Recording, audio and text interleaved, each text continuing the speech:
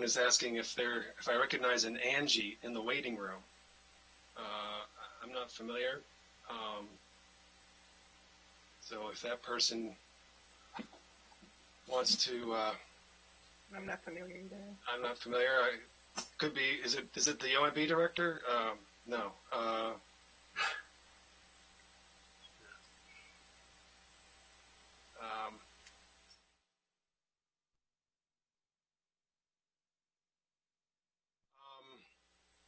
Good morning. This is a joint committee meeting of the PHED committee and the GO committee, co-chaired by GO Chair Nancy Navarro and myself. And we are taking up two pieces of work today. First is the proposal that Councilmember Friedson and I have put forward, supported by pretty much the entire council. One moment. Just hit pause for a moment. Be right back.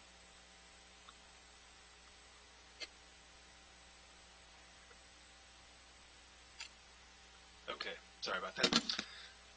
To create an incentive for development at metro station properties. You know what? I think I know that is. That Nick, that is Jacob Sesker. If you could let him in, please. That Angie person. I think that might be his wife's name. It is. That is his wife's name. Really. Yeah, good call. You just texted me. I am Angie. So, first of all, there are 5 of us here on the joint committee: Councilmember Navarro, Friedson, and Katz from GO, myself, Councilmember Friedson, and Councilmember Joando from PHED. So we will require seconds for motions. You know, when we have 3 council members in a committee, we usually don't require a second. So with that as ground rule, Councilmember Navarro and I have conferred, and I will chair the proceedings. And I'll start with some general comments, and then I'll open the floor to my colleagues, starting with the co-chair of the joint committee for comments. And then we will proceed through. We have a couple of our partners who are here today to share some comments with us. We have WMATA, Nina Albert is with us. We have the Planning Board, Chair Casey Anderson, and Planning Director Gwen Wright is here. We'll hear from them. We will hear from the executive branch, and then we will proceed with amendments and votes, and hopefully wrap up this item. Very much would like to wrap this up today and continue moving forward with it. So, you know, I want to say that this is a smart growth proposal. This is about making development feasible where decades of inactivity has demonstrated it is not feasible. If you look at Montgomery County at our metro stations, you will almost universally see empty space on top of the metro stations. And despite efforts by WMATA over many years to support development at those stations, to solicit development on their property, there's very little that has happened. And there's very little that has happened recently in the last 10 years or so. Very little high-rise, especially. And it's because of a shift in the market, I think, which is driven by regional economic shifts and global economic shifts that have made the cost of high-rise construction prohibitive, except in the most high-rent communities. You know, it's interesting because we often hear complaints that too much of the high-rise development is expensive. There's a reason why we don't get more modest cost high-rise development. It's because it is very expensive, prohibitively expensive to build. That is a problem that is affecting us as a county in many, many ways. I think very broadly speaking, we have sought to channel all of our development, or almost all of it, into a smart growth framework. You know, we want to get housing that is high-rise. We want to discourage sprawl. But the problem is we have not, the market isn't producing the high rise that we have zoned for, that we want. And so the end result is we're not getting much development. We're not getting very much housing. We're not even getting much commercial development. Our annual housing production is now less than half of its historic norm and less than half of what it should be, as Councilmember Navarro, I'm sure, will share in order to reach the goals that we have embraced as part of the regional strategy. So we as a council have all expressed our strong support for improving the housing production in the county and supporting economic development. But again, at a more general level, our entire framework is about smart growth. That's really a principle that this county stands by. But we are struggling to get it where it is the smartest. And that is really what this proposal is about, is the smartest growth is right on top of the metro. But that is also one of the most difficult places to develop. And that's for a lot of reasons, having to do with the complexities of working with multiple government partners, the expense of having to protect stations during development and the station infrastructure to replace parking, all of these very significant costs that just stack up and stack up, and as a result make it inordinately difficult to develop on metro station property. So the incentive is to try to accelerate the delivery of development at metro stations. Now, I am sure that if we want to just wait, that development will come one day. It has been decades. It has not yet come much. One approach is to simply say, waiting decades is just fine for us. I don't share that view. I don't think my colleagues share that view. We believe that the benefits that we'll get in terms of climate protection by having more housing on top of the metro rather than sprawl, by having traffic mitigation, fewer people having to drive to work or drive for trips into wherever they would like to go, increasing the housing supply. I think it's unlikely if every single property were to build out to its maximum capacity. That would be over 8,000 housing units according to Metro, which has modeled out the capacity for each station. Now, I think it is a challenge to imagine that every station would build out high-rise, but I think that's what we would want.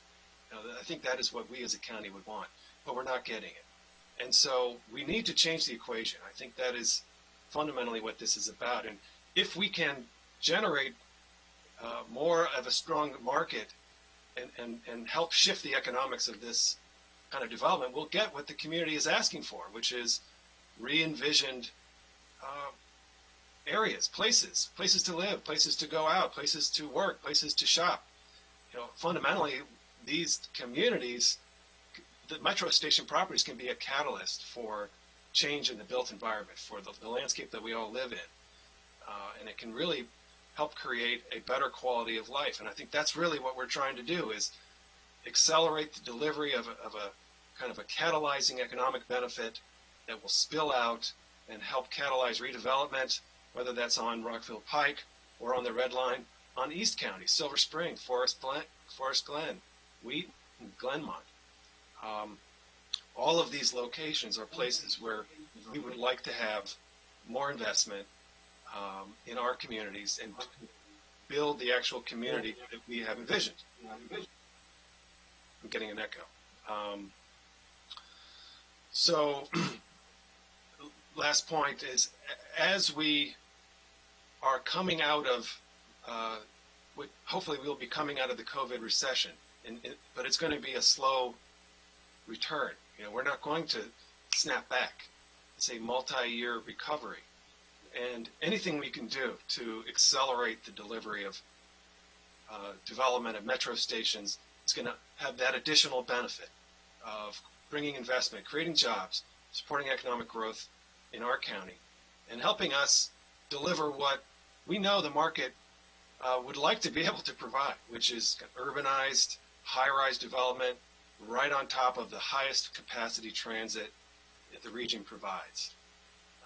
We as a county, as I've said and many have said, we are struggling to get our share of the younger workers who are driving the economic dynamism of this region. And one of the reasons why we don't get those younger workers is because we don't have great places that they want to live, enough of them. We have some, but we don't have enough of them. And the development on top of the metro is part of building that future Montgomery County that will be appealing and attractive to the young workers that are driving a lot of the innovation, that the companies want to hire, and that ultimately will then move into single-family homes in the county and help drive our coming decades of prosperity, just as happened in the past. Now, I don't want to say that this housing would only be occupied by younger people. That's not true at all. This is also a place for empty nesters to downsize to, as we're seeing in a lot of our developments in the county. Empty nesters leave their homes, move into smaller apartments or condos, freeing up the housing stock. Younger families move in, and that's what we want. We welcome that. We encourage that. That's a necessary cycle. But we have envisioned this future for not only Grosvenor and Twin Brook and White Flint, but, as I said, Silver Spring, Forest Glen, Metro, Glenmont. In fact, we just passed the Forest Glen Master Plan. The Forest Glen Master Plan, the council was very strong in its advocacy for a high-rise development on top of the metro at Forest Glen. I gotta say, if it is so difficult for that to happen at Grosvenor, imagine the difference at Forest Glen. The rents will not be the same at Forest Glen as they are at Grosvenor. So that's a real problem. If we want to get what the community is asking for, we have to make it possible, and it's just not possible. So one day, will it be possible? Perhaps. If we wait 10, 20, 30 years, perhaps it would happen. But I think we should support accelerating those benefits and getting them as close to our current window as we possibly can. Now, I'd like to just briefly make a comment on the fiscal issues. We have had the fiscal impact of this proposal modeled, and in general, what we saw using the Grosvenor example is that it is revenue positive to the county, that the income tax receipts that we get from people who live in these communities more than compensates for the property tax that we are not collecting for that one window of time. We got a fiscal impact statement last night from the executive branch. We'll talk about that later. It's a very dubious document. It makes an assertion as though all of this development would happen immediately, calculates an impossible value to the property, and therefore the property tax receipts, does not count any income tax receipts. It's not a good faith estimate of the fiscal impact of this proposal. But I think the important thing probably is that it doesn't actually contradict the basic assertion that we have put forward already, which is that using the Grosvenor example, this is not a fiscal loss to the county. It is a fiscal positive, even during the period of the incentive. And then, of course, after the incentive ends, it is highly positive. So, I read the fiscal impact document that we got as actually kind of the opposite of how it's presented, but it's rather showing all of the property tax receipts that we could collect if we had property development at the metro stations, which we don't, and which we're not going to get unless we do something significant to change the equation. So I would like to turn it to my co-chair, and then I'll invite my colleagues to make comments if they wish. And if you'll text me, I will try to manage the comments that way. Or sometimes, if you haven't texted me but you think a hand wave is fine, I think we all kind of know the flow of that. And to the participants, you know, you may try to just, you can text me if you'd like, or you can try to just wave your hand or, you know, say you'd like to make a comment, and I will try to manage it that way. I will call on people for making comments as we go. Thank you very much, Council Member and Co-Chair Nancy Navarro. Thank you, Chairman Reamer. You know, this is just one more effort on our part to address something that is clearly a big issue in our county. When I ran in 2009, I remember some of the attacks, which is fine because it's just, you know, running for office. Were all about how I was in the pocket of developers and the pocket of the unions at the same time, and this whole fight about growth, no growth. And at the same time, I would hear, well, how come we don't have amenities in the Mid and East County? And this issue of planning and this issue of how we address what is the best balance for our county is obviously a very difficult endeavor, because you cannot control our residents' decision-making in terms of how they choose and where they choose to live. And what we can do is at least try to apply best practices and best principles according to what is happening currently. And so before COVID-19, it was clear to me and many others, my colleagues, that we definitely needed to do a lot of work in the area of economic development. Why?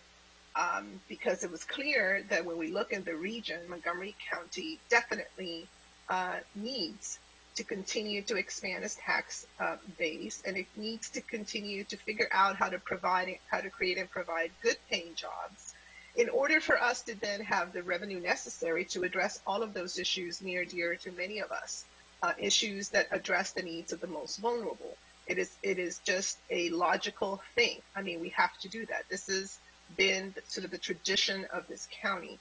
And so, you know, when we came together to put forth this strategic document, the economic development platform, of course, housing was part of that.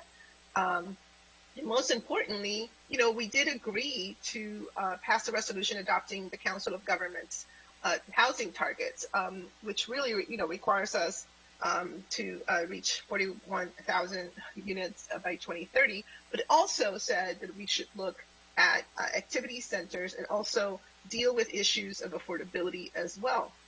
And so every single effort, and this, again, for me, it's one of those, hopefully gets us closer to that place. When I think about now what COVID-19 is doing to our communities, and it's happening in a way that is so difficult because we can't necessarily plan for that, obviously, it's a world pandemic. But when you start thinking about the issues of eviction, and you start thinking about how it now becomes so glaring that we have challenges when it comes to our lack of just housing, different housing types. We have challenges around affordability. I think this now, for me, has just focused the attention even further on the notion that unless we build more, we're not going to get there. It's just not going to happen. You know, unless we, the government and the taxpayers, start to own, which would be basically impossible to then build all of these units on our own, which is impossible, we're never going to get there. And so this notion of figuring out how can we incentivize, how can we, you know, partner with the private sector, and how can we take advantage of these sites, WMATA sites? I mean, it's a puzzle. We've always been trying to figure that out.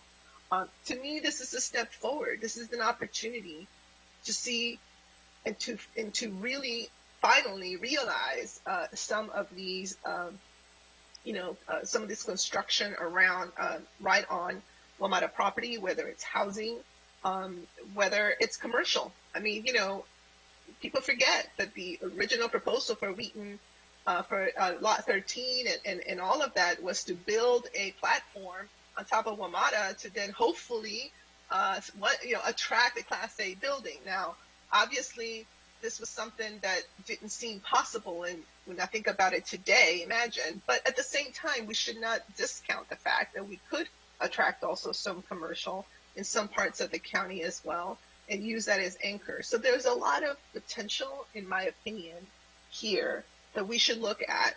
And I will lastly say this, because to me, this is in some ways also connected to the SSD conversation or the growth policy, whatever we're going to call it.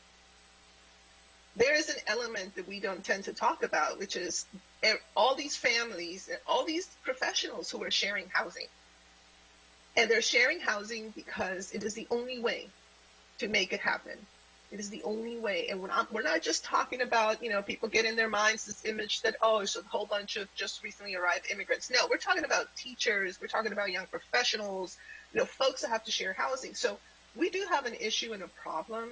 And I will say from the offset that I really would like for this to work. So I'm not interested in making it so restrictive that we end up back in the situation that we are, which is that nothing happens. That I think would be really unfortunate because we don't have a choice. I feel like we need to really do something different and position the county in a different path. And then I'll lastly say that I was just so thrilled to drive through my neighborhood and realize that there is somebody who is building an accessory dwelling unit, and it was super cool, And my daughters who are back home, and they're 28 and 23 were like, wow, that's super cool. Which of course then I said, maybe I can build one for you guys in our property. And they said, well, not so fast, Mom. But that's a really great thing. And so with that, I look forward to the conversation and the decision points here today. Thank you. Thank you very much. I appreciate your observation about the Wheaton proposal. I think it was tens of millions of dollars that the county had been proposed to invest in making that property developable. It wasn't actually the construction of the towers, it was purely making it developable. $40 million. $40 million. $40 million. And so, it shows the challenge of developing on top of metro sites and why they sit undeveloped for decade after decade. And that's the dynamic we're trying to change. All right, Councilmember Jawando has comments, and then my other colleagues have not yet asked to speak, so we'll go to the planning board after that. Thank you. Good morning, everybody. And thank you, Mr. Chair and Madam Chair. It's good to be with you. I've sent several memos which are in the packet. Top line, I think transit-oriented development, smart growth, building on top and close to transit is the way to go. 100% supportive of that. And I think that I want to, thank the sponsors for their efforts to make sure that, we can incentivize that. And, as a general practice, I think incentives are one of the tools in the toolbox that we have as members of the council and of government to incentivize growth and lead to desired outcomes that are going to benefit the public. And if you hear my daughter in the background, I apologize. So I want to start with that. But I do think that it's really important when we're talking about foregoing property taxes and for a long period of time, and something in this case which has not really been done in this way, in this type of instance, for 15 years at 100%. We need to make sure that there's some controls in there and that we're maximizing the public benefit while keeping the incentive, right? And I think Councilmember Navarro was, getting to this point a little bit at the end of her comments about we want to make sure that it can still happen, and I am in that boat as well. However, I do think that there are some common sense things that we can do here that will make sure we're getting more of what we want and help us to have a larger discussion about where we need to head and what kind of development we do need and what is the system able to yield right now. And if it's not able to yield what we want, how do we change it to get better results? And I think those are things we need to discuss as well. But for example, one of the things I propose is to say that we want at least 80% of this development on these metro stations to be rental housing. Right now the bill, there's no requirement that it be housing at all in the way the bill is listed. And I think if we're calling it the housing bill, we should require it to be housing, at least a significant portion of it.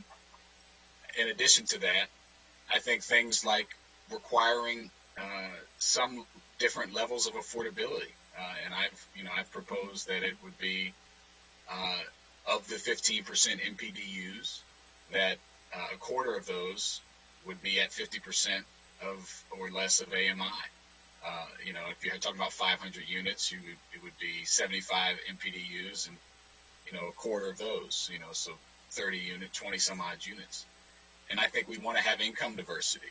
It's been mentioned how expensive these high-rise multifamily, and I'm really struggling with the term. I think we need a different term. I don't know if multifamily is right anymore for the type of high-rises that are being built. But they do have multiple families, but the families tend not to be able to be very large because of the number of units. But I think we want to encourage and incentivize that type of mixed income opportunities for our residents, while still maintaining a significant incentive.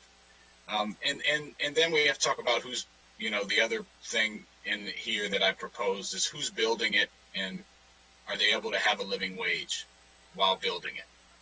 And I think that's a fundamental issue. If our position is that if we pay people what they're supposed to be paid to build these, the project becomes unviable. I think we have to ask the question is, then what's wrong with the system that's the case?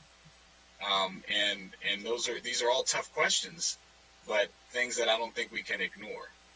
And so I've raised several of these along with other colleagues. I know we'll get into the substance, but I think this is a significant proposal. There should be some controls and guardrails along with the incentive to get what we all want, which is more housing near transit, but that's accessible to everybody, and that we're not foregoing some of the things that are our values and are very important to us here in the county and the state. So I appreciate the sponsors. I look forward to getting into the substantive discussion on these points, and thank you, Mr. Chairman. Great. Let's turn to the Planning Commission. I don't know if Chair Anderson's still with us. There he is. Okay. Chair, Yeah, thank you. Gwen, I think, has a few things to say, but I just wanted to interject quickly. I think you're on the right track with this analysis, and I would think about it in terms of, on the one hand, what is the cost to the public? And you've got a bunch of material, and you've got some analysis both from OMB and from the private sector. And I think council staff will kick the tires on that and tell you what they think about what the net, cost or benefit to the tax base is from providing this abatement. But the other part of the equation is, will the development happen anyway? And I think the market is not just speaking, it's screaming that the answer is no. And you don't have to take any particular real estate developer's word for it. You can see what's happening in the real world. It's not just in Montgomery County. You can look at what market rents are at every metro station in the region, and you see that there's a few, particularly in Northern Virginia and in Bethesda, where rents can justify new high-rise construction. Everywhere else, the answer is no, and that's not just true of Grosvenor, or for that matter, Forest Glen, as you mentioned. It's also true of White Flint. I think there's going to be a lot of difficulty. I mean, the purple line is sort of a confounding factor with Silver Spring, but if you look all over Prince George's County, you're not seeing high-rise construction there either. So Prince George's has seen a lot more interest in developing at its metro sites after a long period when they really had failed to take advantage of those assets. But by and large, it's not high-rise construction. It's a lot of mid-rise product, and that's not bad. But the problem is, and this is something you haven't really touched on yet, it's not just a question of will there be development of metro or will there not be development of metro. If there is less than if you take less than full advantage of the site, and you get some kind of mid-rise, or so I've seen at Prince George's Plaza, they've got some 3-story apartment buildings going up at Prince George's Plaza near the metro. That squanders the opportunity for multiple generations, because once that product is in place, it's not going to be torn down in 10 years or 20 years. It's probably there for 30 plus years, if not longer. So this is about taking both the short-term view that you'd mentioned of trying to catalyze economic development in all its dimensions, not just real estate or housing, but building these urban places that will make us attractive to the workforce that we're trying to attract in the near term. But it's also taking the long view of what is the opportunity cost of allowing some of these sites to be underdeveloped in the short term, which will lock in place a development pattern that leaves us behind for long past the time when all of us on this call are even going to be alive. That it's something I think that our children and grandchildren are going to have to pay the consequences if we fail to take full advantage of this multi-billion-dollar investments made over a period of many decades in heavy rail transit service. So with that, I think Gwen wanted to say a couple things, and I've got to hop off to run a full commission meeting, but I appreciate your including us, and I think this is a fantastic idea. Thank you so much. Appreciate your being here today. Thank you. Gwen? Yeah, I did want to add a few things. First, I want to really go back to the notion that's already been mentioned a couple of times, which is this is not just about housing. This is a transit-oriented development incentive. It may indeed result in housing, but it may also result in commercial projects. We've all talked about, great ideas about bringing in university uses and other kinds of new commercial and non-residential uses. And those could be in high-rise at Metro also. So I want to make sure that we don't get so focused on the housing aspect of this, which is extremely important, and Metro is a great place for housing, that we forget that this is really about incentivizing transit-oriented development. And as a corollary of that, or related to that, is I want to remind everyone that we go through extremely detailed discussions in every master plan about what the zoning should be at Metro sites, what the height should be, and what the housing goals should be at different Metro sites. And we do that when we do a master plan, and we take into context that specific community. We hear from the residents of that community. Those are the opportunities we have to really fine tune what's the correct percentage of MPDUs at each of these WMATA sites. What should the mix of housing be?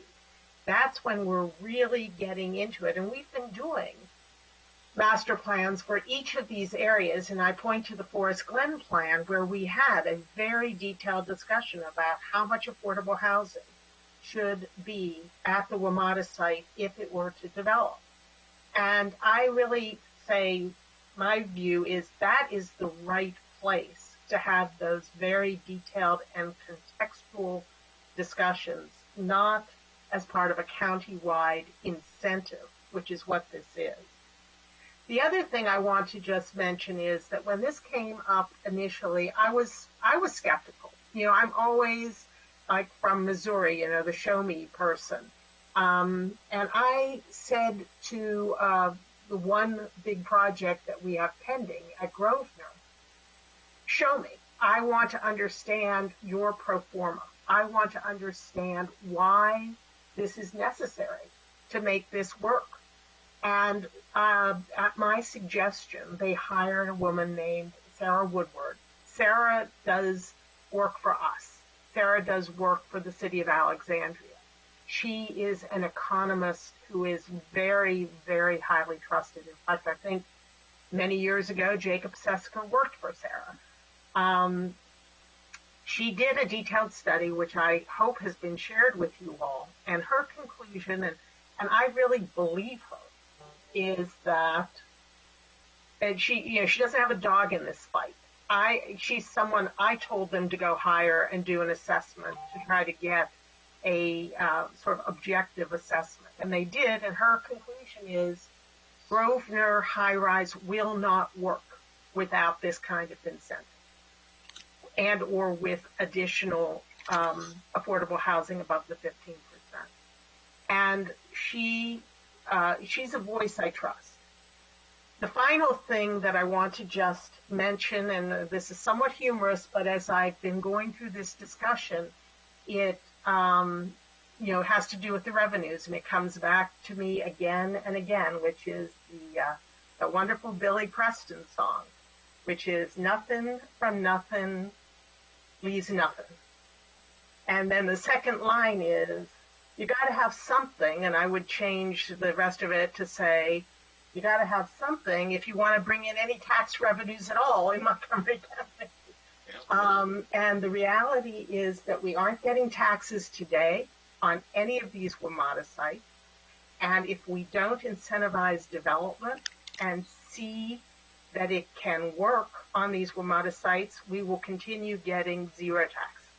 So nothing from nothing leaves nothing. And that was all I wanted to say. Yep. I think you nailed it. We can pretend that if we do nothing, we will get all of these glorious, benefits that we have spent so much time planning for. But reality tells a different story.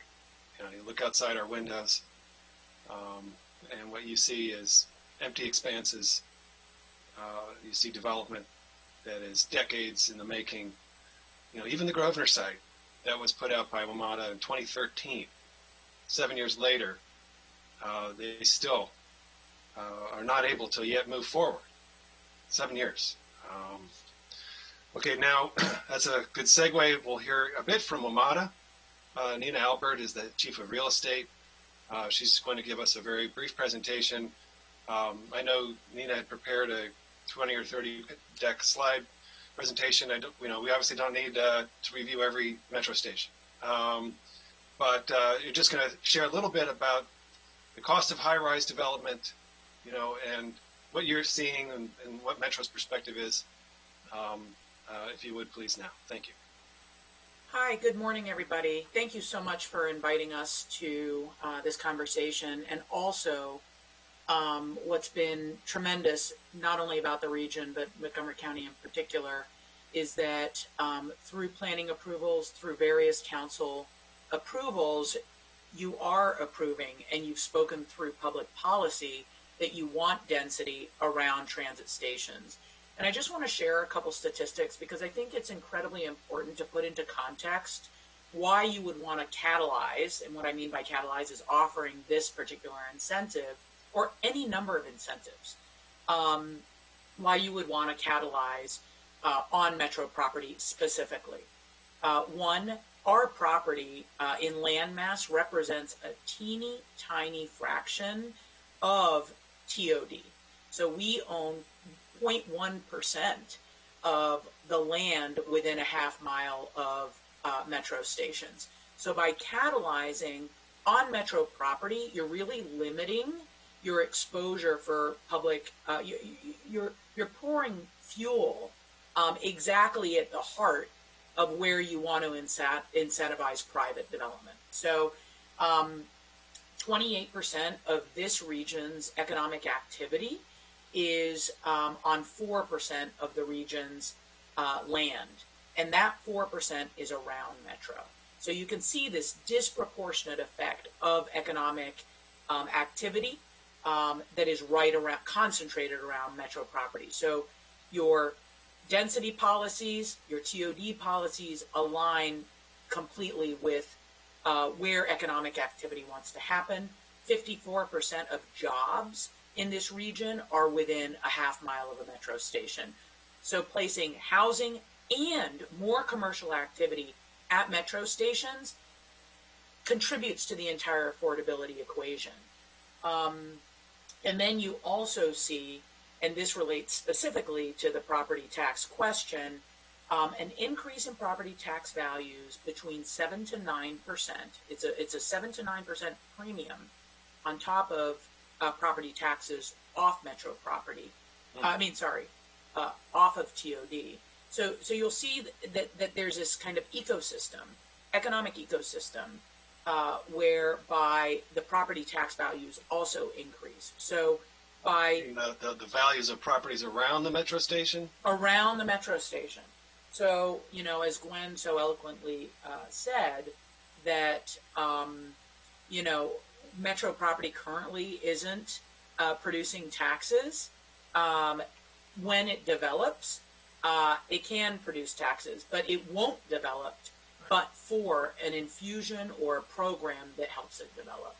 Right. And I don't mean to sound mean, but in a way you could say it's a drag, really, right? Having these expanses of undeveloped land at the core of the TOD area is kind of weighing down the attractiveness and appeal. And I'm sorry, I know that's your job to change that around, but that's why you're here today, because you think this might help change that around.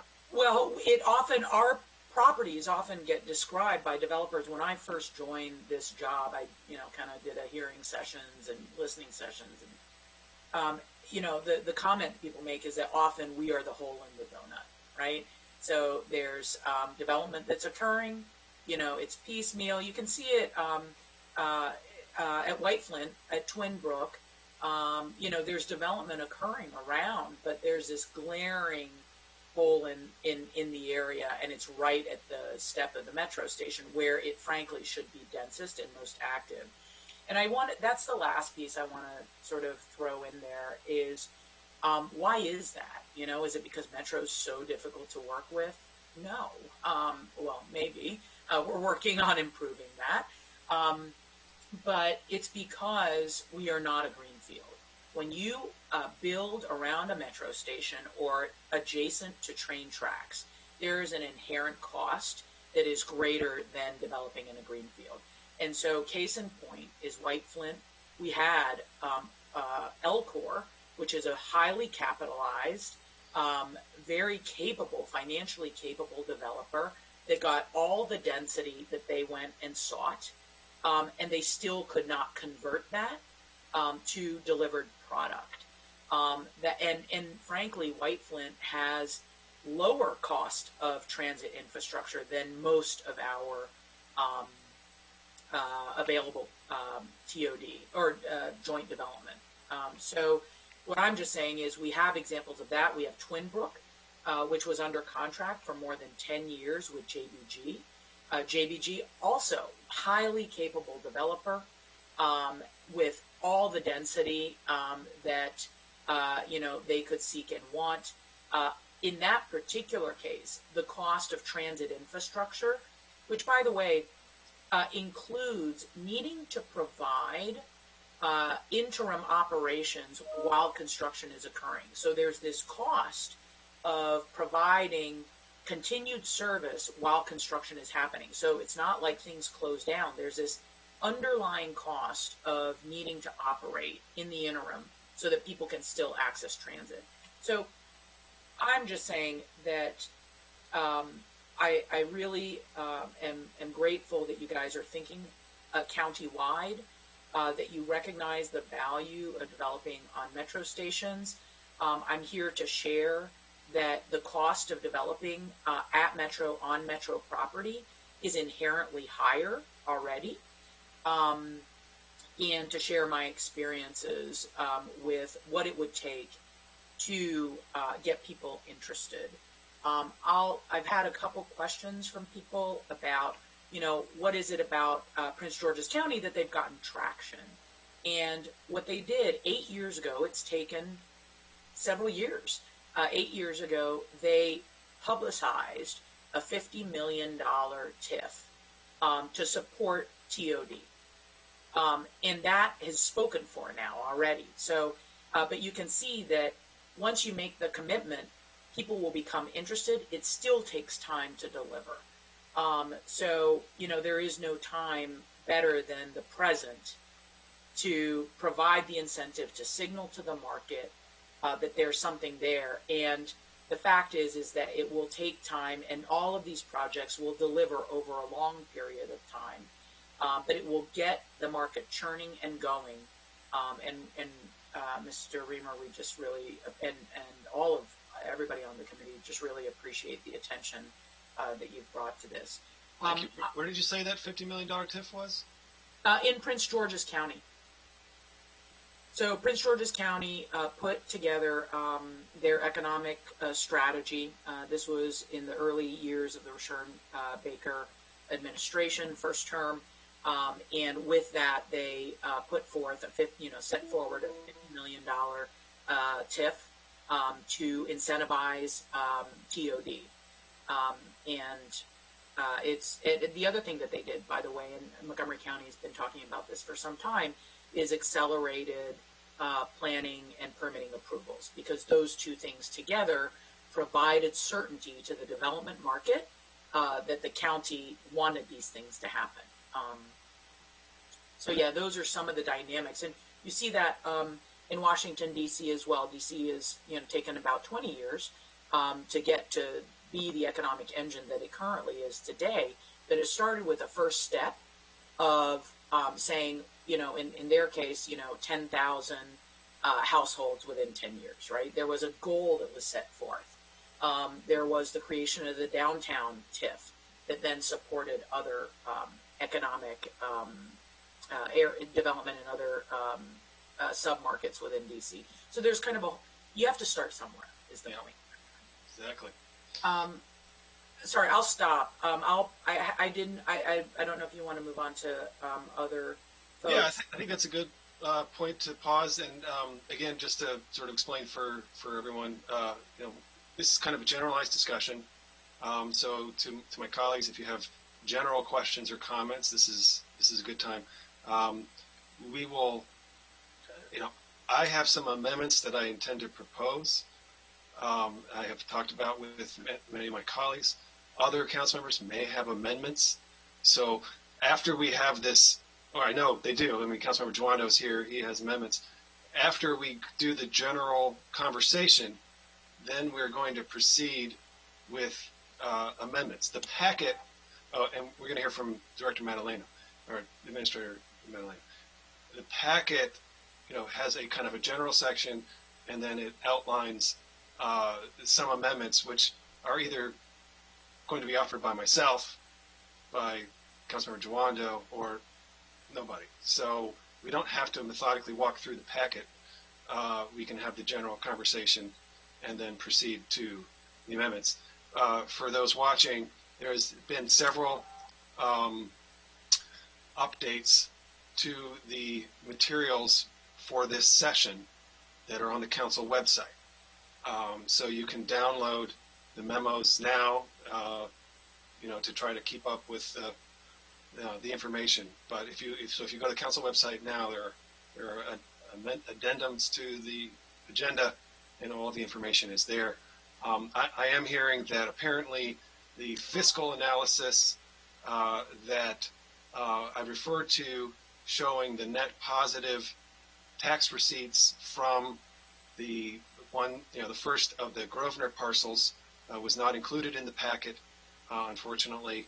But it was. We can post it later, and it'll certainly be there for the full council. But it does show, about $500,000 in net positive receipts from that project. And of course, Jacob Sesker is here if we need to ask his questions of him. So again, we will go to we'll go to Rich Madaleno in a moment. If my colleagues have questions, general questions they'd like to ask now, this is a good time. Otherwise, questions that are really about a specific amendment, I think you can hold for if that amendment is proposed. All right, Mr. Madaleno. Thank you very much, Councilmember Reamer, Chair Reamer, Chair Navarro, all of you. It's good to see you. Welcome back. I want to take the moment because Councilmember Navarro brought up the Wheaton project and the initial redevelopment efforts during the other administration to deal with the triangle and the bus depot. But congratulations to all of you, all of us, to the Park and Planning Commission for getting the new building open and things starting to move in. Didn't happen the way we wanted. I'm sure we would have loved a giant celebration instead of a virtual ribbon cutting, but it's great to have that facility there and to see Mr. Anderson joining from his new offices in downtown Wheaton. One of the interesting things that Councilmember Navarro said in her remarks was about we the taxpayers. And it's interesting, we the taxpayers of Montgomery County, of the region, in fact, of the United States, are the ones that actually paid for WMATA to buy all this property. So it's not like WMATA is a private landowner. They are a public body that, you know, in most other jurisdictions would exist within one state because of our unique nature. They exist over the 3 states. And so we have this interesting relationship with WMATA, but we're the ones, or our parents or grandparents, or in some cases great-grandparents, paid for all of that property to be owned, and they have special public purposes already. You know, while it might be a vacant piece of property from a development standpoint, that the bus station around the Wheaton Metro Station serves a public purpose, as does the one, you know, a block from where I'm sitting here in Rockville. So in many cases, these undeveloped parcels are not vacant, as in the White Flint area, but are actually serving an important public purpose, which is why it can be very expensive to build on top of them, because we want to keep that purpose. We need those bus bays to be there for the bus station. I'm joined today by Mike Coveyou, the Director of Finance, Hasim Nagam, who is the Director of the Department of Housing and Community Affairs, as well as Frank Damaris, who's the Deputy Director of that department. All of us have a small piece of issues we want to bring to your attention because of the way that this bill is structured. First, my apologies about the tardiness of the fiscal impact statement. In all of the transitions, that should have come over to you earlier, and I'm sorry it came over to you yesterday. In what Ms. Wright had to say in her comments to you, I thought it was interesting because a lot of it was around this one project at Grosvenor, the Grosvenor Strathmore Station, the Strathmore Square project. Interestingly, if you want to talk about the one project, I would suggest that, you know, potentially you limit the impact of the bill through a sunset, through some provision that just focuses on whether or not that one project can move forward, because we potentially are making a lot of decisions that will affect the development and the rights of property owners based upon the economics of one development. So if that project cannot succeed with more than 15% MPDUs, is that how we structure potential for all other developments at all other metro stations? Trust me, I know in crafting public policy, in crafting legislation, it can be difficult to minimize the consequences or make it broad enough to fit various circumstances. But you have to take that into consideration, because this is, depending upon how quickly, if at all, these sorts of developments occur, it could cost the county, from a property tax standpoint, hundreds of millions of dollars in lost revenue. And I would remind you that with the county's special rules and its charter limits, the loss of property tax revenues, especially when it's done in connection with a payment in lieu of taxes, all of the value of this development would be added to our assessable base for the calculation of the charter limit.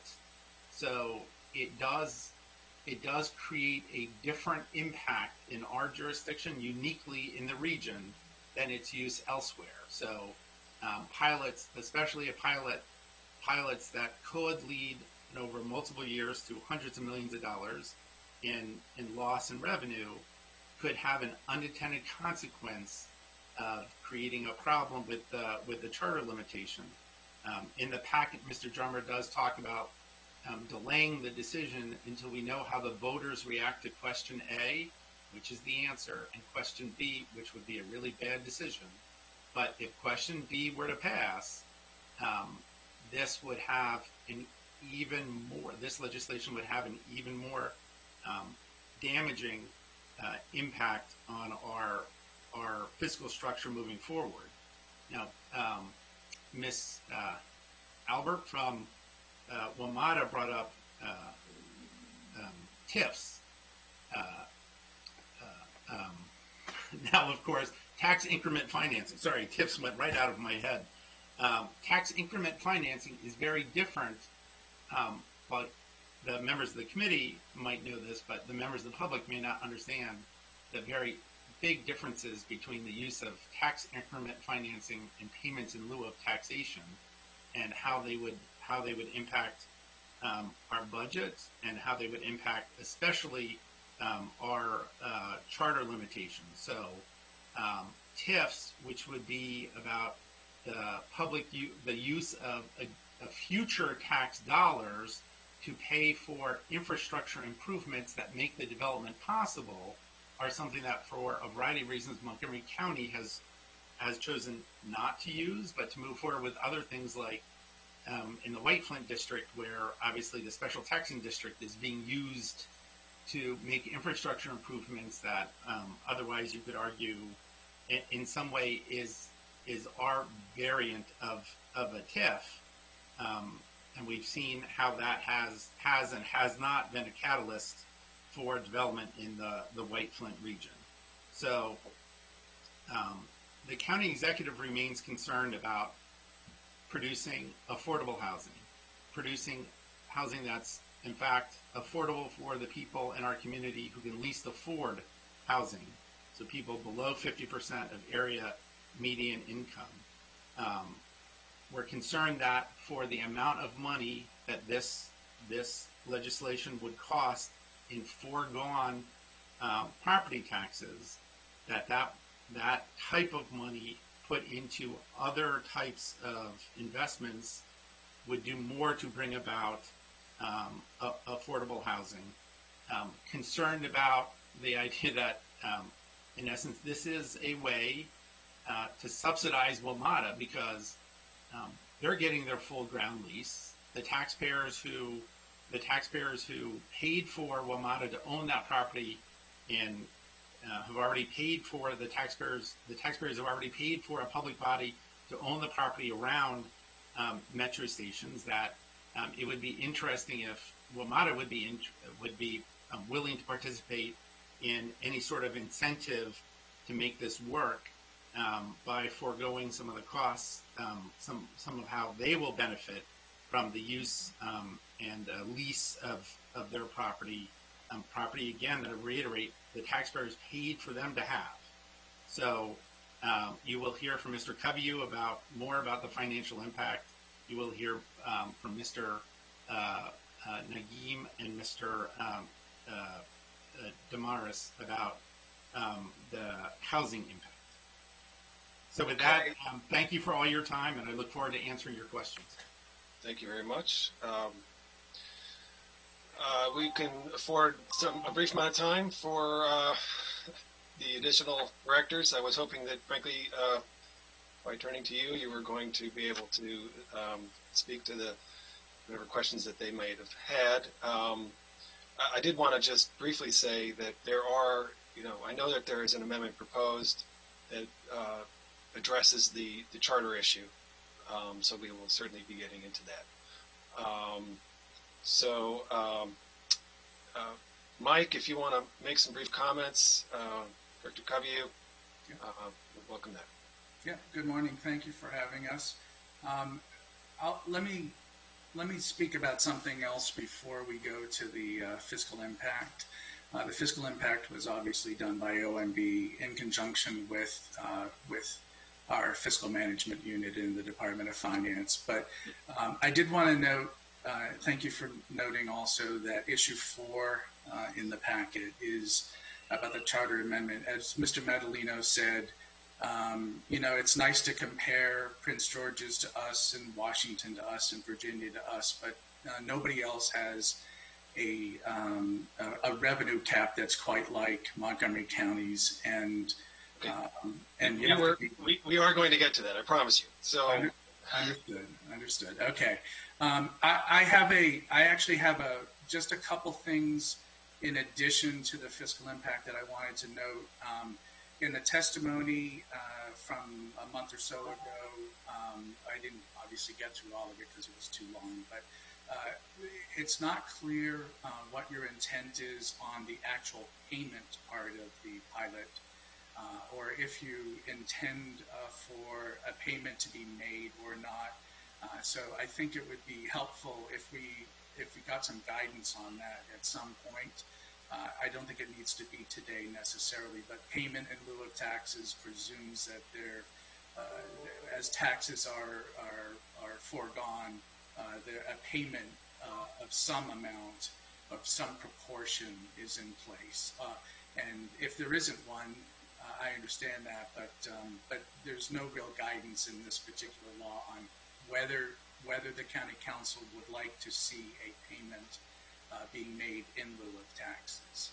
Thank you so much. I know that one of the amendments will propose that there should be a payment in year one, so we will get to that. Okay. As far as again, we're sorry that the fiscal impact statement didn't get over until last night. I would say that in building this fiscal impact statement, which was not simple, as you have noticed with all the analysis that has been provided to you, there are a very large number of assumptions, and even in OLO's economic impact statement, one of the main things that it says is essentially if those assumptions are off by a little bit, then the impact could be off by a lot or a little bit also.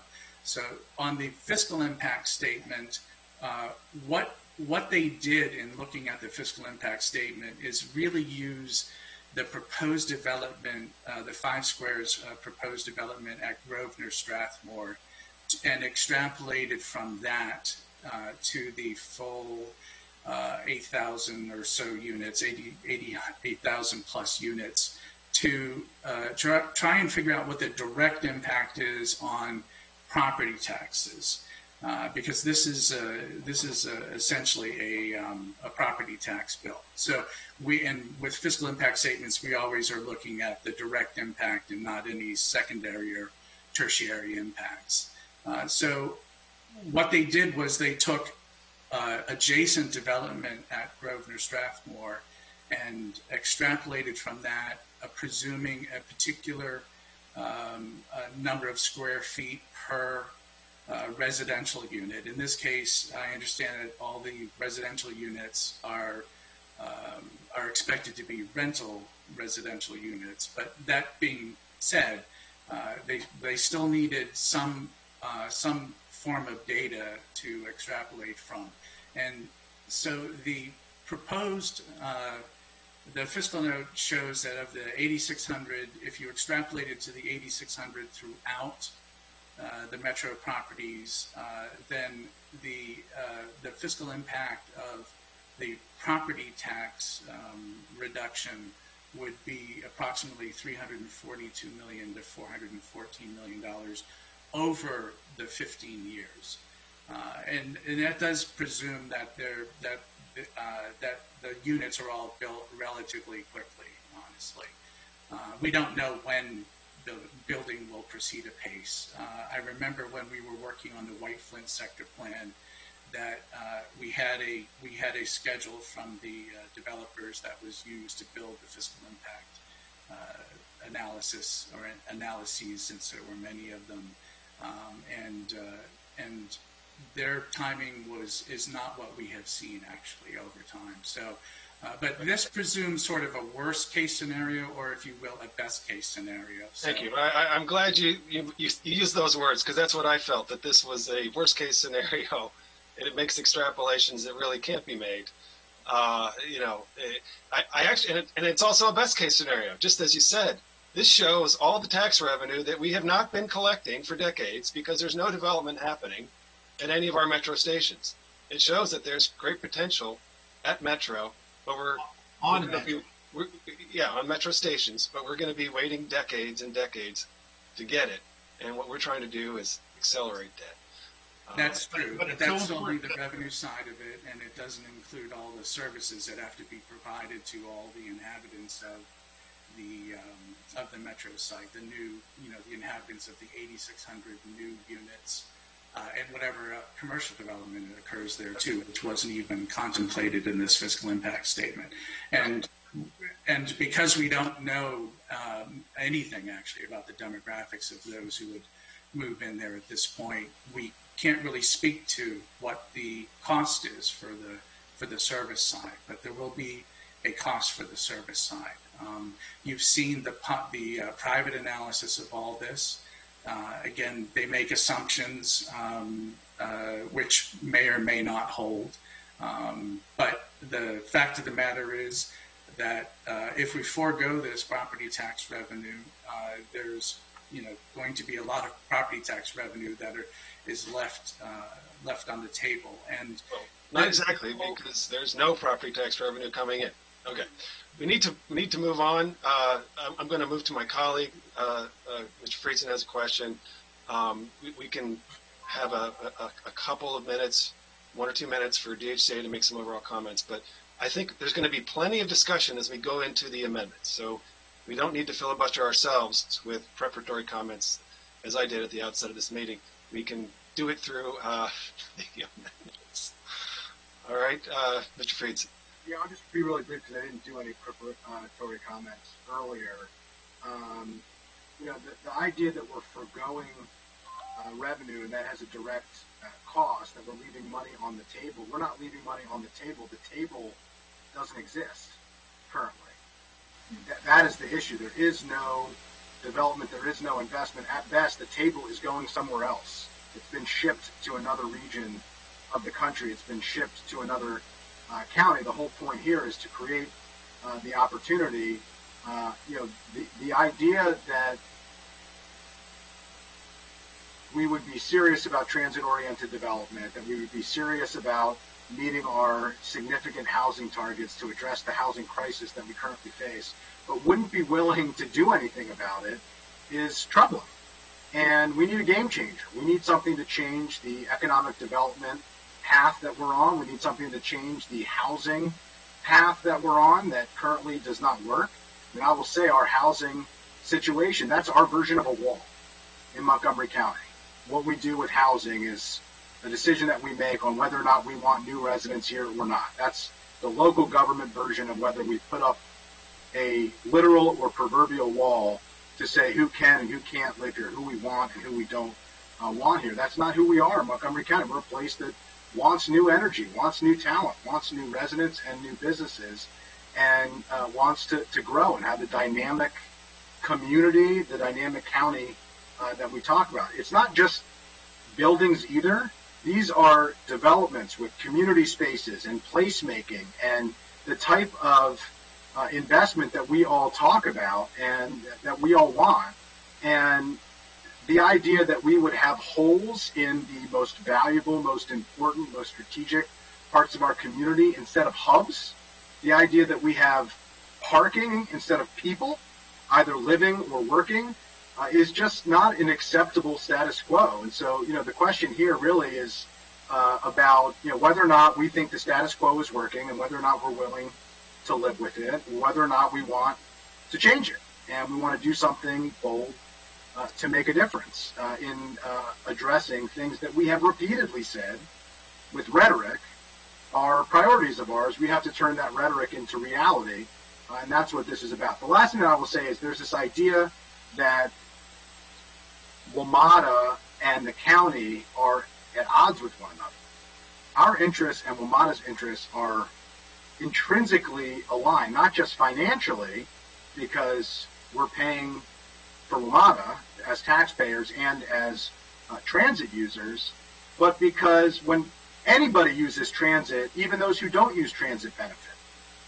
From an environmental standpoint, from an economic development standpoint, you heard the idea that the property values around transit stations, when transit stations are developed in a significant way, that raises the value of everything around it. This is not a zero-sum game. This is a rising tide that lifts all boats. And right now there's an anchor sitting in the middle when it should be the thing that's lifting everything up. And that's really what we're talking about here. You know, William Donald Schaefer used to say, if it comes out of my left pocket or it comes out of my right pocket, it's still my money. You know, when he was talking about state and federal money, but the same is true with WMATA and county. I mean, the public is still here talking about public assets. And the question we have to ask, whether it's a county-owned property or a WMATA-owned property, is how do we leverage public assets to the greatest extent possible to produce public benefits? And there is no doubt that housing, there is no doubt that economic development, there is no doubt that greater transit ridership are huge, huge public benefits. And, you know, we should be focusing on that. And the idea, you know, like take pensions, for instance. If the state pays it or the county pays it, you know, our taxpayers are still footing the bill. And so the idea of passing the buck from one place to another and getting caught up in that type of conversation, I don't think is particularly helpful, and I think misses the broader point of what we're talking about here, which is these are public assets that we have invested as citizens billions of dollars in, and this is an incentive to maximize our asset, which we are already deeply invested in. It doesn't matter which agency of government owns it. These are public assets that need to be leveraged to produce the greatest public benefits possible, and that's what we're talking about here. There's some amendments we're going to talk about to address some of these issues, but I just think it's really important not to get caught up in this idea of zero-sum games and money that we never had that we might, you know, that we think we ought to have. I mean, let's focus on, you know, the real issue at hand. Thanks. Thank you. Council President is next, and Co-Chair Navarro, and then let's plow into the amendments. And you know, we've got a lot of amendments, and they're not going to be, you know, we'll need to move at a pace. So, Mr. Katz. Thank you very much. This is an exciting proposal, though it's difficult for me to figure out when to jump in on it because you're not going through the packet. So let me just say from the beginning, I think that we are certainly looking at something that is an absolute opportunity for Montgomery County, but I also believe that we have to keep in mind that as much as we need the commercial help, that the only way we're going to, from this idea, the only way we're going to get any tax revenue is from the income tax, and that's from the piggyback side. So the more commercial we would have in a building, the less piggyback tax we would be receiving from that building. So I think that it becomes necessary that we have a formula for how that's going to work for all of us. And I appreciate Councilmember Jawando's amendment. I know we're going to get to it, and that it'd be 80%. I don't know how that number became the right number or not the right number. I mean, I don't know how arbitrary that number is, and we need to figure out what will and what will not work. Not on will Jawando, but what will in general work. Thanks. And also I'd like to know, how long are these land leases? Can somebody answer that? Ms. Alpert is probably best. Okay. Albert. Yeah, so the leases are 99-year leases. You know, so they're long-standing. Yeah. And so at the end of the 90, well, that answers.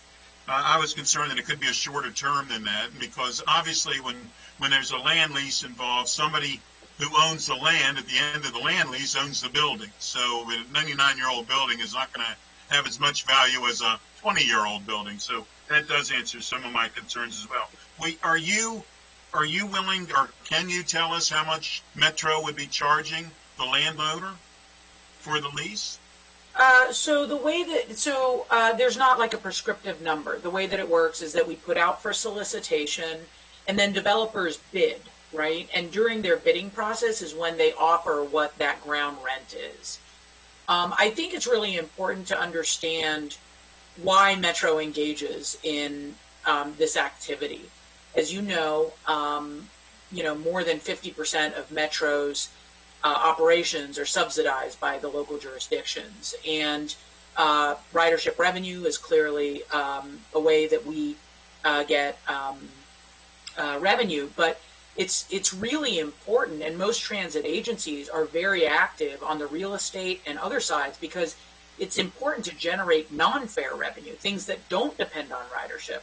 And the coronavirus pandemic is case in point that you need some form of revenue that supports the transit operation and transit function. So, what we are looking, we've in the past done land leases, we've done sales of property. We are going back to, as much as is reasonable, to land leases because it's a sustained form of revenue for Metro. That money goes 100% to our operating budget and operating revenue. Thank you. I have no problem with land leases. I was just asking whether or not the how much of a percentage or whatever it would be that we in a pilot would be paying for that land lease for those 15 years. Oh, I don't think the way that developers think about it is the total cost of the project, right? So the pilot isn't being used for one thing or another specifically. It's being used to close the gap of the cost of the It's project. used to reduce what the investment would be. Because you're not buying the land, you're leasing the land, and it's a fixed cost. That's true. That's true. But those costs are relatively low. The cost of the lease for a developer is low compared to all the other expenses that they have. I appreciate that. And I am concerned, and I don't know whether we're going to get to it in another way, and if we are, Councilmember Reamer, please let me know. But I am concerned that on page 4 of the packet, we talk about that DHCA is not going to be involved in the negotiations, and that what they do now is obviously they negotiate on behalf of what it really will mean for Montgomery County, and obviously we need to make sure that Montgomery County is getting as good a deal as Metro as the private developer, as much as we want them to be successful as well. So I am concerned, and I don't know whether you're going to bring that back up, but I am concerned that we should have that discussion. Right. I think certainly it is our intent not to have this be a case-by-case negotiation, at least for the value of the pilot. If there is additional costs that was, incentives or that was sought. That's a problem. We should discuss that point. I think that's a significant point. It's a departure from current law and current practice with pilots. Yeah. And as I say, when we have, and they're good partners, and we want them to be partners, the private sector needs to be able to make a profit, and certainly want that. Metro certainly needs to find that they're successful. But Montgomery County, if we're giving resources to them, then we need to make certain that Montgomery County is being protected as well. So I do think that that's a major conversation that we need to have.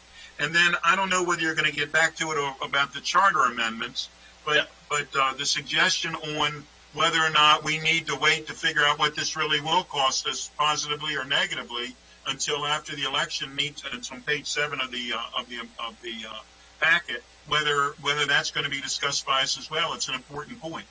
Oh, absolutely. And just to be clear, Bob Drummer has outlined a way to do that allows for flexibility. So if the amendment passes, then it accounts for that essentially. So, okay. Yeah. Okay. I'll stop there. I mean, we're almost an hour and a half into the meeting, and I don't want to drag it any further. Thank you. Thank you. Okay. Director Nagama, I'm going to give you about 1 minute to make a comment, and then I know you'll have something to say as we proceed. So. No, thank you very much, and good morning. It's good to see all of you. Hope everyone had a good summer, whatever that meant this year. But quickly, just in the interest of the time, since we're talking about creation of new housing, and especially housing for at or below 50% of AMI, our concern with this bill has been that there's no requirement to produce MPDUs besides the regular MPDUs at or below 50% of AMI. And our concern is by providing the pilot to WMATA, although this may be a ground lease, but what it will do is it will increase the economic value of the property under the ground lease. And as we just learned that Vermont is looking for another diversified revenue source for their operations, we are not sure if this housing will happen in the end, whether or not this developer will get the upside of this pilot the way it is laid out in the bill. So that's one of the concerns that we have. And then we have upzoned, several parts in the county. Nothing has happened. It may not be because of the pilot. It may be because the market is not there. I mean, all those developers are sitting on the sidelines because they cannot meet their preferred return. So we have some concerns about this bill, and let's continue our discussion, and we can chime in as the time permits. Thank you. Thank you. Thank you, Dr. Nagam. Appreciate that. All right, so we'll now proceed into amendments. My colleagues have received a memo from me that outlines a series of amendments. I'd like to go through those one at a time, and then we will turn to anyone else who would like to propose amendments. Mr. Chairman, just point of clarification. I understand. I think we've kind of meandered here a bit, and I don't understand why we are not going through the packet, which is very well done as presented, and people can make amendments as we go through. There are decision points and issues brought up. I don't understand the nature, and then the way you've laid out the meeting. If I think I'll get a second on my amendments, but if I were not to get a second on my amendments, they wouldn't even be discussed. So I'm not understanding the procedure. Well, I wouldn't say you wouldn't be able to discuss, something you want to, talk about. The reason why I'm proposing to do it this way is because council members propose amendments, and there are amendments that are in the packet that no one has asked for, or maybe someone has asked for, but I don't know that we need to consider them unless a council member wants to propose them. So there is general discussion in the packet, then there is a series of amendments. I think it makes just more sense. We've had the general discussion. Now we will proceed with amendments. So it's essentially the same discussion. It's just that we're working off of a different series of amendments than are in the packet. All right. Well, when you're done, obviously I have some I want to present at the point after you completed your. Exactly. And one of them that I will propose is very much at the heart of an issue that you also are proposing. So I know we're going to have a full discussion at that point. No, thank you. Thank you. Or actually, several of them are actually. And one of them is saying I support your amendment, I think. Okay. Sorry, I wanted to do it this way to be clear and have everything written down in advance and to have a methodical way to proceed through the amendments. The first issue, and I'm referring now to, again, the memo that went around, is related. I'm going to ask Bob Drummer to, just to kind of help clarify the language, but the first issue is about the phrase "or assignments," and it's just ensuring that the pilot would be available regardless of subleases or assignments executed by the lessee, which I think is just intended to ensure that if the project is passed on from one owner to another, then it would still be available. It's really just dotting an I and crossing a T. Let me say again for the public, the memo I'm talking off is addendum number 3. It's on the County Council website now. You can download it and follow along. I'm on page 2. So this was a request that was made by the private sector partners to add the phrase "or assignments." Bob, is there anything that you could clarify? Have I not said it clearly there? Bob Drummer. Okay, so that you don't have to lip read, I'll unmute. It just simply, it says subleases, they're leasing the property, they can sublease it. Assignments, if they assign their rights to another developer. I guess what it says is this is property specific and not owner specific. So that's what it would do. Okay. So I'd like to make a motion for this language. Need a second. All right, Mr. Friedson, thank you. Any discussion on this one? Imagine this. Yep, Mr. Katz. Yeah, thank you. My only question is, would WMATA have to agree to that assignment as well, Mr. Drummer? We don't. With what's being proposed here is that we. It depends on. It depends.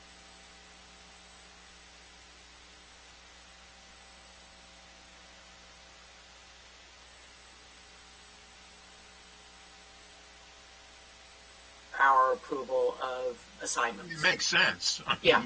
Yeah. Because it matters to us who the tenant is, right? Right. Yeah. It doesn't, I guess, matter to us as much who we're giving the free money to, but it does matter to you who your tenant would be. Correct. Yep. Okay. All right. I think this is essentially a very technical thing, so we could take this without objection.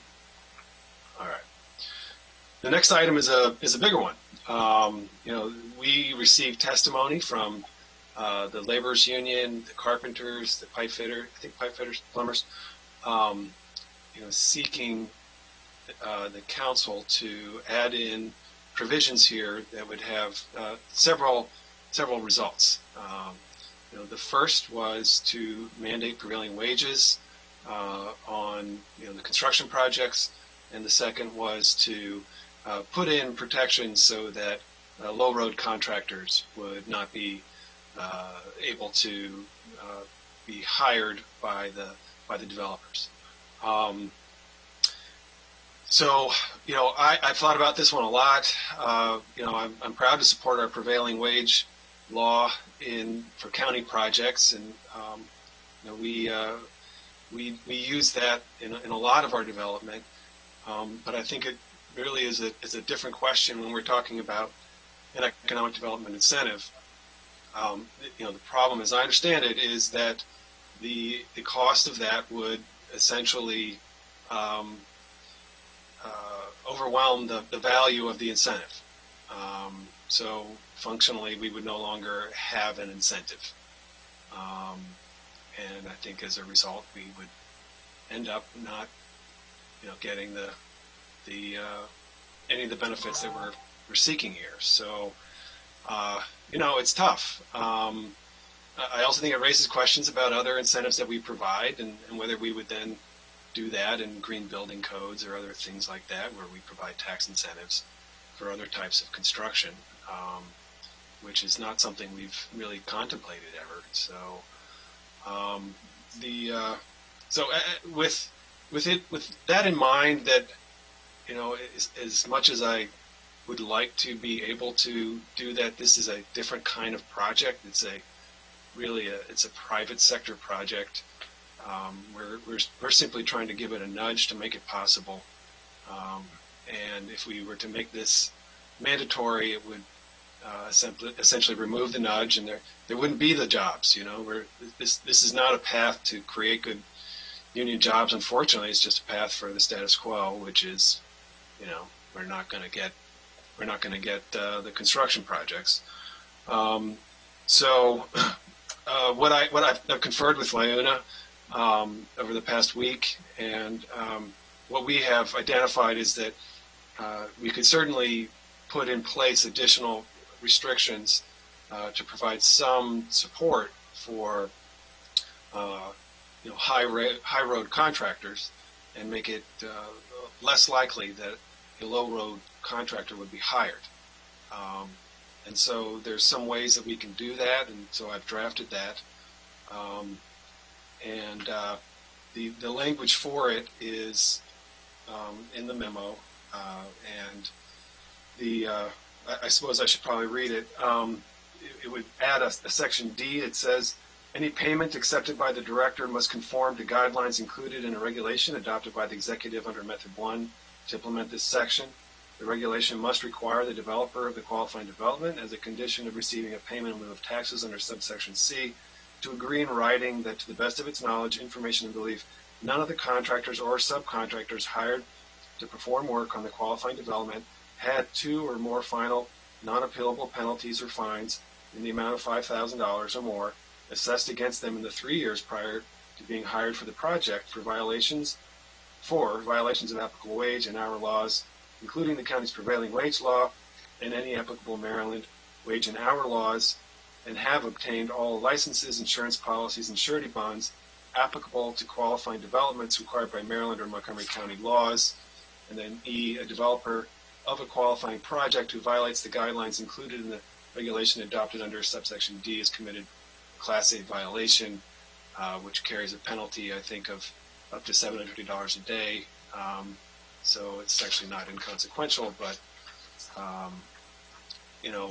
again, we've worked this through, and we think this is a strong approach to at least trying to ensure that developers use high road contractors, but the prevailing wage component is something that will make the project unfeasible.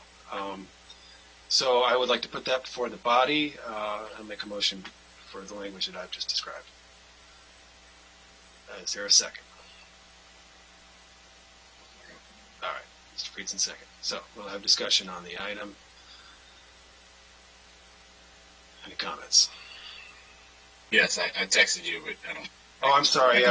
That's fine. I can just speak up. Yeah, I think a hand wave is probably fine. I'm looking at all of you on screen now, so. No problem. This, as I said in the outset here, I think this is a very important and core question. If what we're saying is that, and even in the most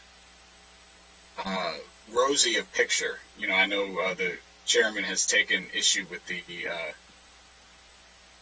OMB's analysis, which, again, I think does make some assumptions that are unlikely to happen. And again, the thing with assumptions on anything, any type of analysis, is that they're assumptions.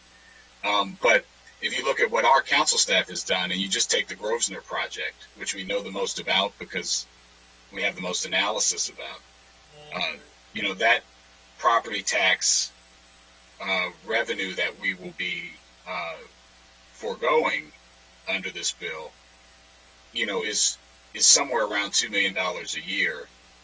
And if you go for, or somewhere between 1 million and change and 2 million, I don't have the exact number. If Gene is on, I hope he's on, he can correct me.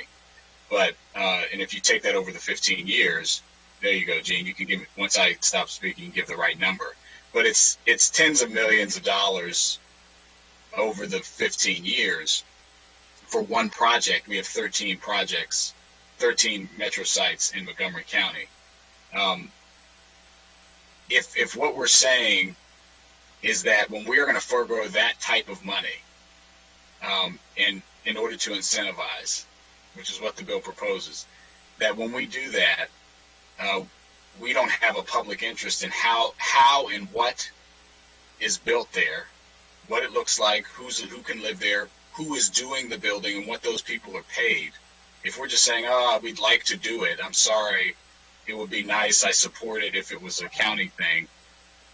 This is a county thing. And as Mr. Madaleno said, this was public land given for public purposes, managed by a quasi-public entity that we're now trying to evade taxes for. So this is not a straight-up private transaction. It's very different. And with this type of abatement that's being discussed, I can't understand why we would not demand that the people working and building these high-rise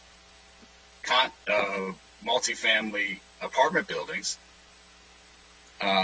would not be paid a living wage.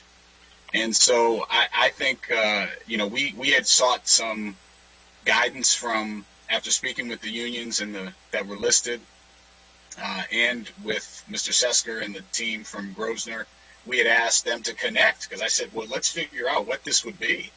how much would this cost to pay people a living wage to develop these projects? And the number, we didn't get an exact number, but there was some talk that it would take up 80% of the tax abatement. I don't know where that came from. I haven't seen analysis on that. But that was said. So it wouldn't take up all of it, but it would take up that, and according to them. And I think there's a core question here. If we need to realize that we're saying, if we give this abatement of public dollars to away, this tax revenue, potential tens of millions of dollars to tax revenue just for that one project, that we're okay with people not being paid what they should be paid. And I'm not okay with that. And I don't think that's why the amendment I proposed, along with Councilmember Hucker, is to require that. And the last thing I want to say on this, the TIFs in D.C. were mentioned. I think our colleague from Moana mentioned those TIFs. They require prevailing wage. Prince George's County, they require prevailing wage. And so, I think this is a significant issue that we want to put forward. I do agree, and I had also proposed language. I'm not sure. I think I want to make sure that the edits on the wage theft that I had proposed some, amendment on that as well. I do think that makes sense, but I'm not sure if the edits are exactly the same. So I'm looking over that now. I guess I would ask Mr. Reamer that, but supportive of trying to prevent wage theft, which is obviously is theft, and is a problem. But let's make sure we're paying people on the front end. So I know you've made a motion, so you've made your motion, and you've made it clear that you don't want to include the prevailing wage. But I will be voting against the amendment if and trying to come back later and see if we can add the prevailing wage. All right. Mr. Katz. I'm sorry, I've lost track a little bit about the queue. I know Ms. Navarro is in the queue, and I need to start writing this down as we go. I think Ms. Navarro is next. I'm sorry, Mr. Katz, and then Mr. Katz. Okay. Am I first? Did you call Yes, me? Ms. Navarro, followed okay. That's all I have, I believe, at the moment, who is asked to speak. Ms. Navarro, followed by Mr. Katz. Yeah, no, I appreciate this conversation. I also appreciate the amendment. I also, of course, had to think long and hard about this one. I think that it is in many ways simplistic to, say that that because we do not move forward with including the prevailing wage piece, that somehow we are not promoting or extracting public benefit. I mean, the whole point of this exercise, in my opinion, is to figure out how we can make a reality, real the opportunity to have development around metro stations that have sat there for too long with nothing on it. And I mean, for me, it's been particularly frustrating representing District 4 and looking at what we've done with, for example, in Glenmont, where we, upzoned areas right around the metro station. We went ahead and preserved the existing market affordable housing. Now, much has happened there. When I even look at Wheaton, I mean, I'm very pleased with what we've been able to accomplish there in Lot 13. It's something that I worked very hard to achieve, but, we're still trying to figure out what else can come there. And so at the same time that we talk about Whiteland and Grosvenor, I mean, we cannot dismiss the notion that there are other parts of the county, like Glenmont and Wheaton, where basically, it's straight up a situation where the numbers just don't add up. They just don't pencil out. And so I think that we will be getting a lot of benefit for for our public. We will be getting, the impact taxes, income taxes, of course, direct and indirect economic benefits, construction jobs, permanent jobs, etc.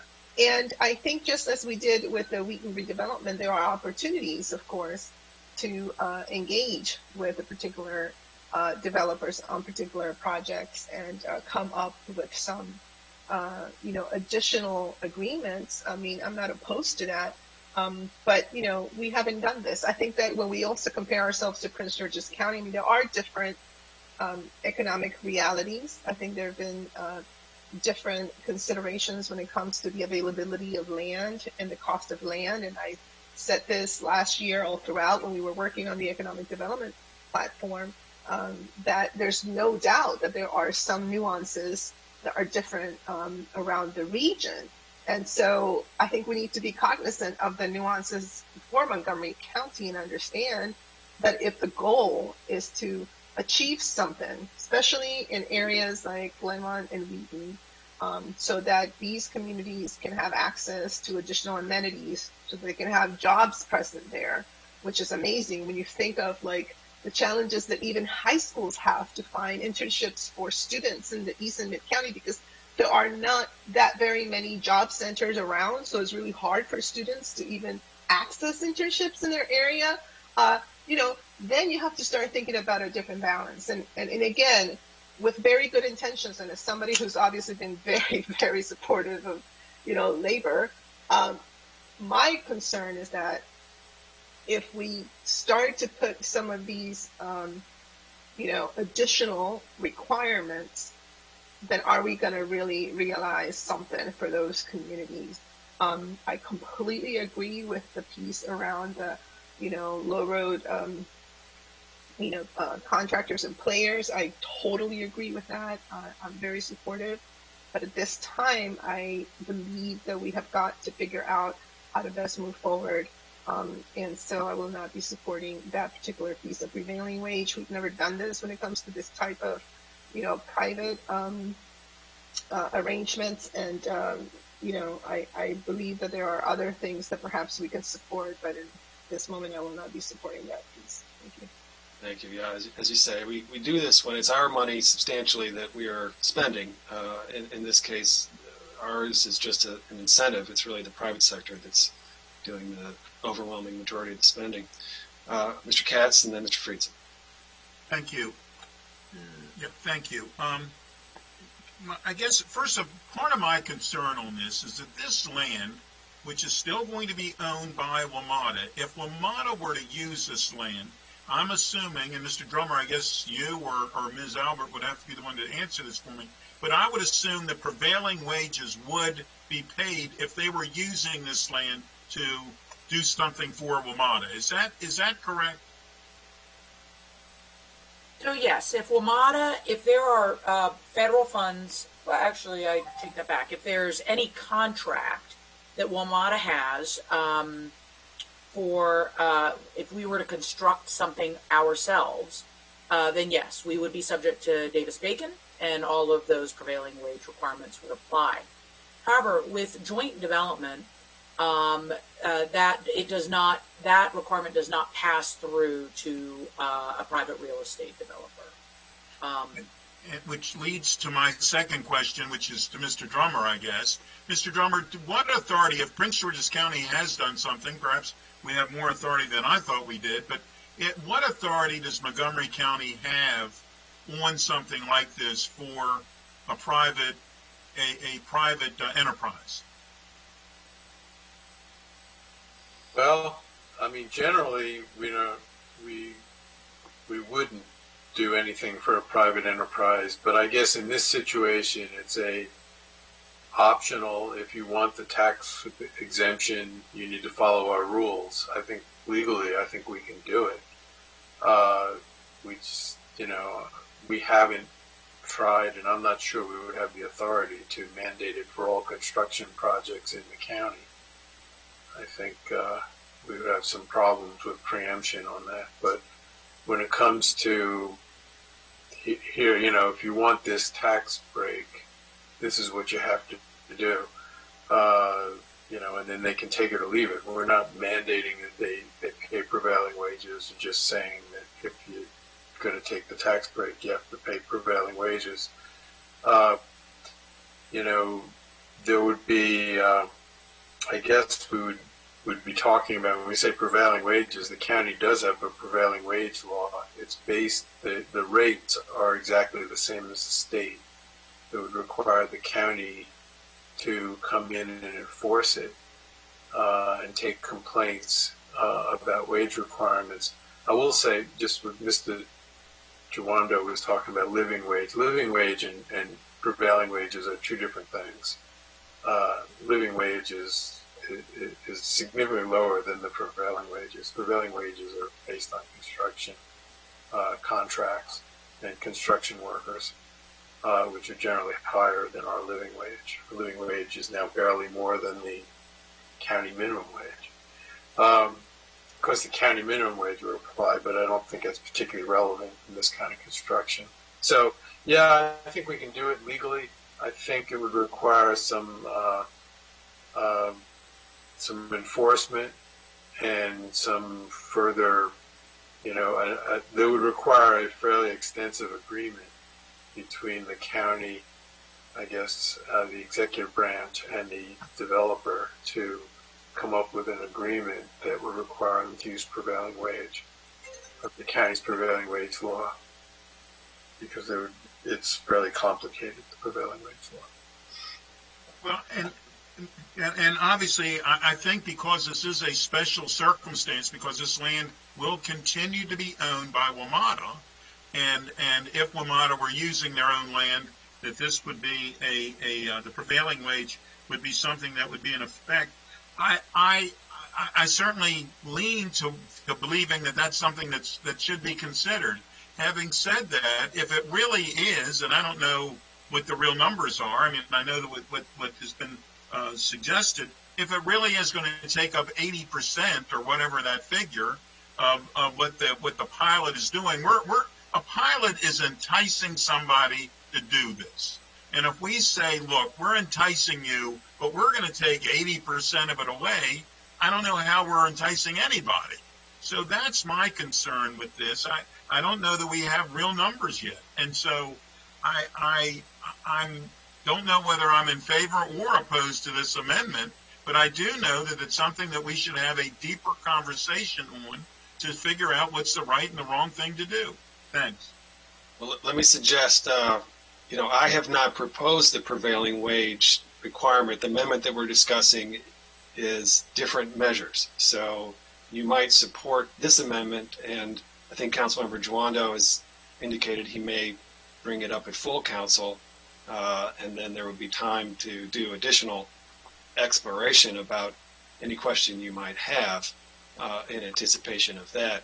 This is, by voting yes for this amendment, it's not saying that another council, the council couldn't also vote to add prevailing wage.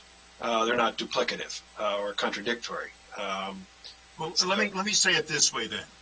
If I voted for this amendment, which at this point I think it's going to pass anyhow at this moment, you got 5 people here and I can count 3, but if I voted for this amendment and asked for further analysis of what it would actually mean to the person that would be getting the pilot, whether it's 80% or whatever the percentage would be that they would be losing of the pilot by doing prevailing wage, would you agree to have that analysis done? Yeah, I'm happy to provide more information at full council. Then I can live with that. Thanks. Again, I mean, the issue here was just the expense, and we're trying to reduce the expense of the project. The concern is that this adds a lot of expense back and kind of nullifies it. And I think the point has been made as well. Like, we put millions of dollars into nonprofits that do housing. We even put money into for-profit housing in other contexts. So, what's the distinction really? Is the same.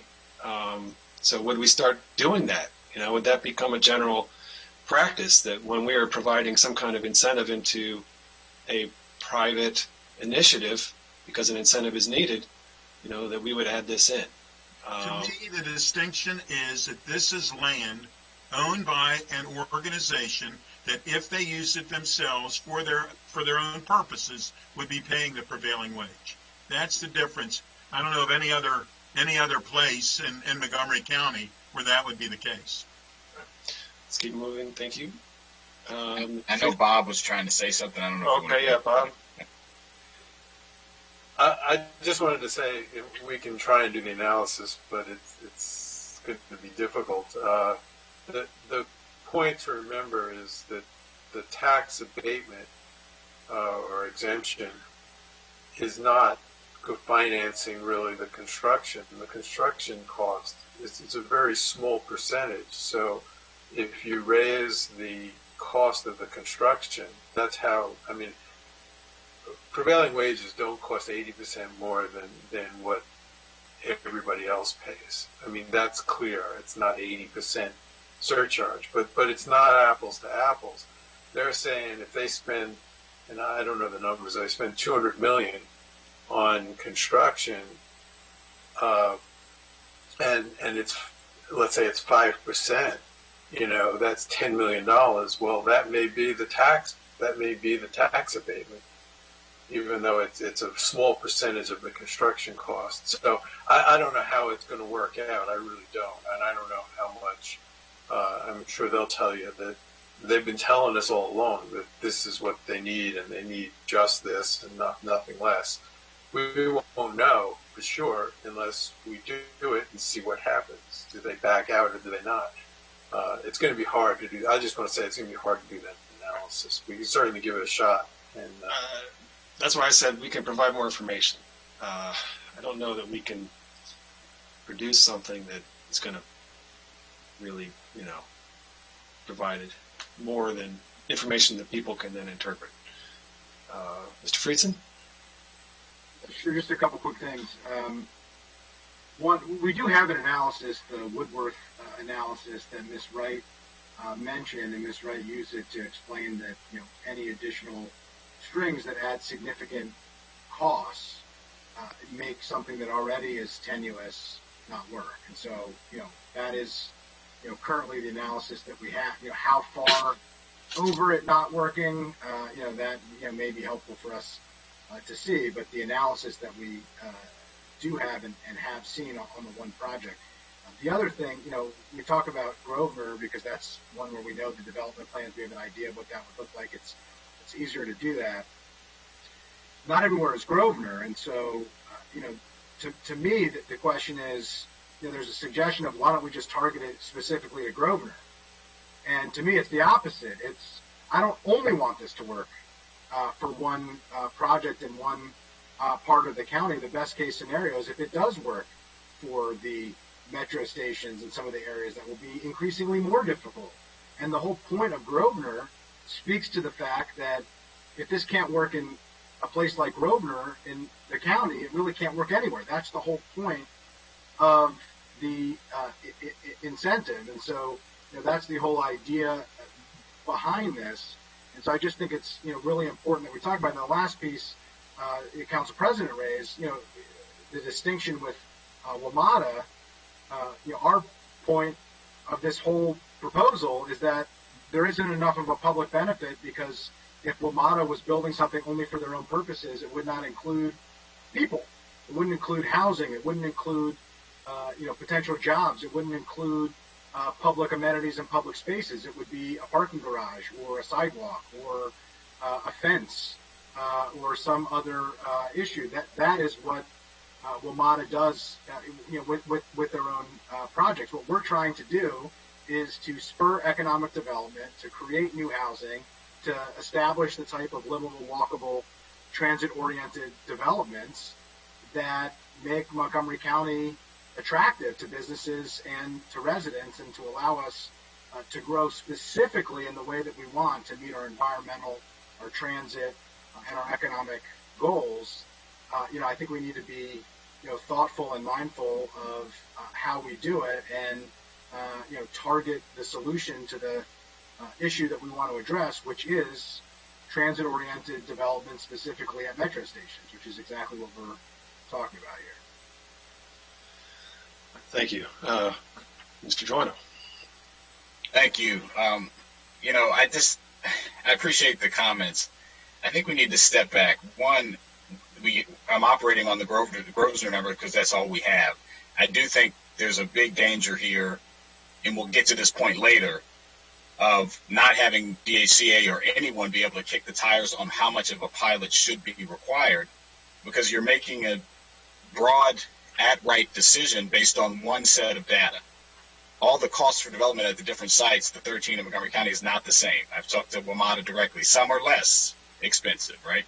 And so this is not a one-size-fit-all. And I think there could be an up, we had talked with WMATA about language in that about saying up to this amount of abatement, so that there can be some analysis done for each specific project. I understand everyone wants certainty, but the other on this point, if we're saying that the only way to build high-rise, expensive multifamily units is to give away, if you take the low estimate that the council gave, and Gene, again, I'll let you speak this time if you come back. If it's $20 million in the Grosvenor project over 15 years times 13 projects, you're talking about over $200 million of tax revenue potentially that we're foregoing for an incentive.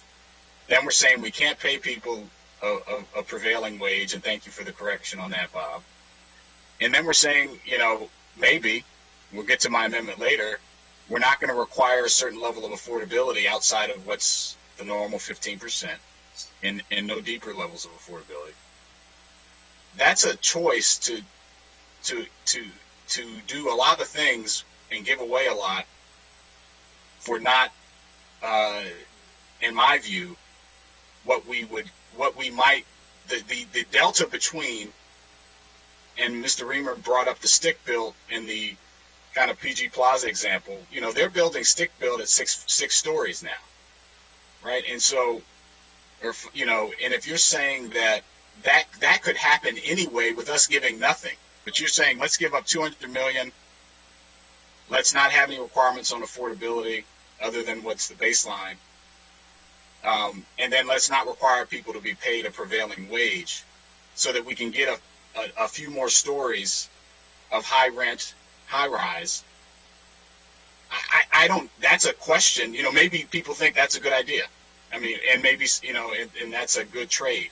I don't know if we're evaluating it that way. And I think we need to be, because if that development could occur anyway, we have to have some guardrails to make sure we're getting our best bang for our buck. And that's what my amendments try to aim at.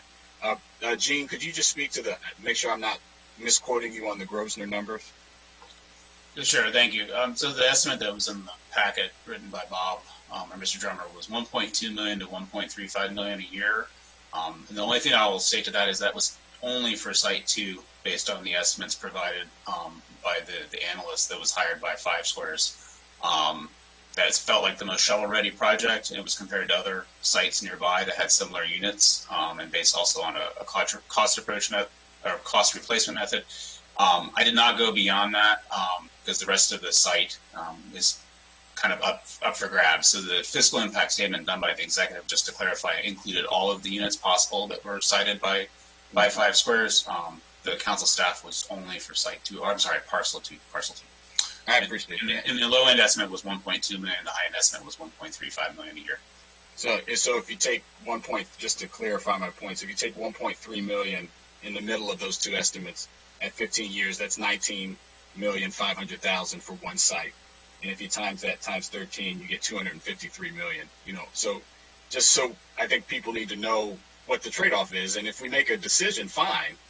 But I just think right now, at this point, we're talking about in this amendment that for that trade-off, we're not going to pay a prevailing wage, and again, to get something that the bill sponsor admits there will be development there at some point, and or for a smaller incentive for a different type of development, or maybe I just think we've got this holy grail idea of these high rises, which is certainly a need and is marketable. I lived in downtown Silver Spring next to a metro, and people will buy it.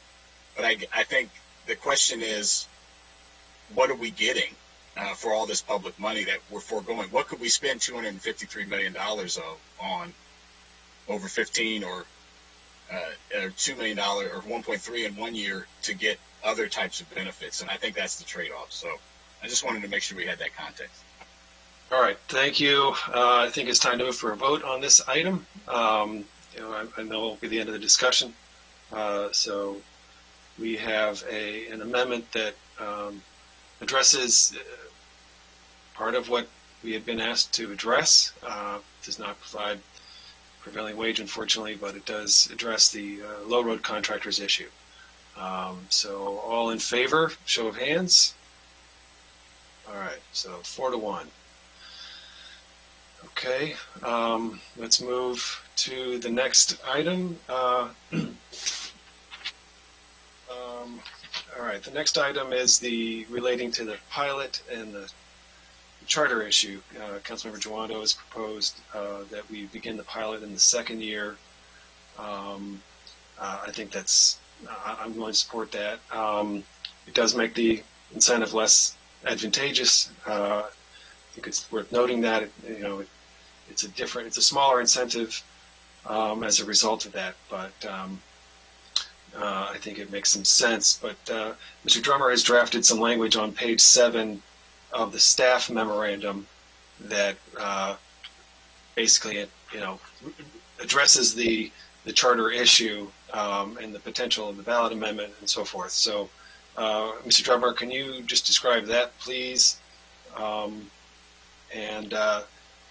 So I'm going to move the language that's on page 7 of the staff memo, recognizing that it's Mr. Jawando's. I guess I'll second my amendment. Thank you. Yeah, as everybody, I think, here knows, the revenue that we receive from the property tax is capped at last year's revenue plus a CPI plus new construction, and this would be new construction, but we only count the revenue we've received from new construction in that year. So if you do a pilot starting from years 1 through 15, by the time we get the property tax, it will be too late to bump up the charter limit. Coincidentally, as you also know, so if you started in year 1, you'll never get the bump for this, and what'll happen in year 16, the property owner will pay the taxes, but the county won't receive any more money if the charter limit remains the way it is. If the voters change the charter limit, as the council proposed, and go to a limit on the tax rate instead of the tax total revenue, then this deal the dynamics of this deal change significantly. Then we're still going to get the tax money. It's still going to go to the county, but it's going to happen 15 years later than when the construction is actually online. But you're going to get it eventually. The provision I drafted is to give, one thing to do is to wait 6 weeks and see what happens at the election. I mean, I think then you'd certainly know which way, how much this is going to cost us. But if you're not going to wait for the election on November 3rd, the draft that I put in the packet would give the Director of Finance discretion to either start it on the first year or the year after the first year. If you started on year 2, then we would collect tax money in year 1, and that would bump up the charter limit to for the amount that we actually collect. So it would preserve the bump in the charter limit. And the director could then make that decision based on what happened at the election in November.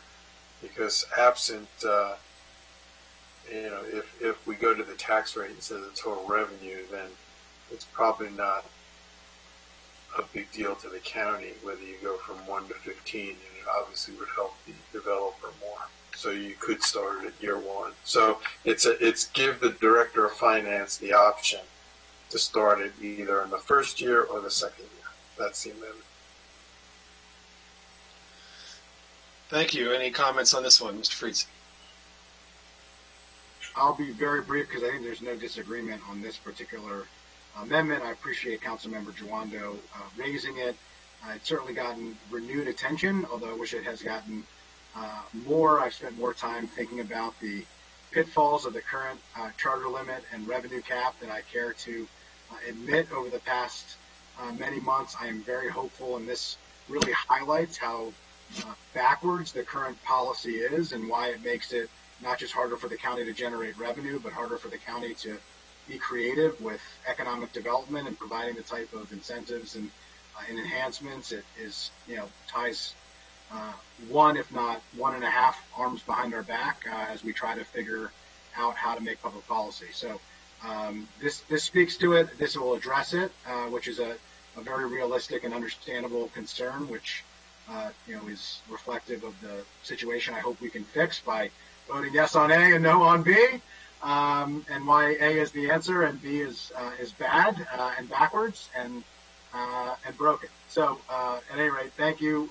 for that. Hopefully we can support this and move forward with the rest of the package. Okay, I think that you have general agreement here. So without further comment, all those in favor of this amendment, raise your hand. All right, and that's unanimous. Okay, that concludes the amendments that I intended to propose. So the floor is open for council members who would like to propose additional amendments. Mr. Friedson, did you go? Yeah, I think you actually did have one more in your memo that was also in the packet. Taxing district. Taxing districts, Mr. Chair. Oh, I'm sorry. You're right. It was hopefully so non-controversial. I already asked it in my mind. More of a clarification of what we believe already would exist. At least that's my reading of it. But I just want to make sure that gets correct. So just for those watching, we have additional taxes that we levy in the White Flint Special Taxing District, for example, that is intended to finance infrastructure, and this would not remove that. Development would still pay that, and so this language ensures that existing policy around special taxing districts is retained in the case of a development on a metro property. So it's on page 8 of the staff memorandum. Bob Drummer's memo. Bob, did I? Okay, thank you. Friedson seconded. Bob, did I miss anything? You want to explain that more clearly, or? Well, it's not just the White Flint. There are special area taxes in different parts of the county. We were asked after the introduction of the bill, does this exempt the special area tax that might apply? And the answer was, I don't know. I think we need to clarify one way or the other because I don't want to leave it for litigation later. So whatever the council wants to do, this amendment would expressly exclude that from the tax abatement or the tax exemption. So, if that's what the council wants to do, then this is the way to do it, to expressly exclude any of the taxes that fit under our special area tax laws, which is a separate area of the code. All right. Not seeing any additional comment here. Seems pretty straightforward. So all of those in favor, show of hands. All right, that's unanimous. Thank you. Thank you for making sure we didn't forget that. All right. Now I'll open the floor if council members would like to propose additional amendments. Mr. Giwando. Thank you. So I think the first one that we'll start with here is referred to in on page 3 of the packet, starting on page 3, related to having this actual the high-rise buildings that are named in the bill actually being contributing to making it at least 80% housing, and the language here. I think it's important. We do want commercial development as well, and that's why this leaves 20% for that potentially. But I think it's important that we're talking about this bill, and it's actually been named by the authors. Metro, I don't want to misname it, but whatever the more housing at Metro. More housing at Metro. So I think we should make sure that there is a requirement for housing.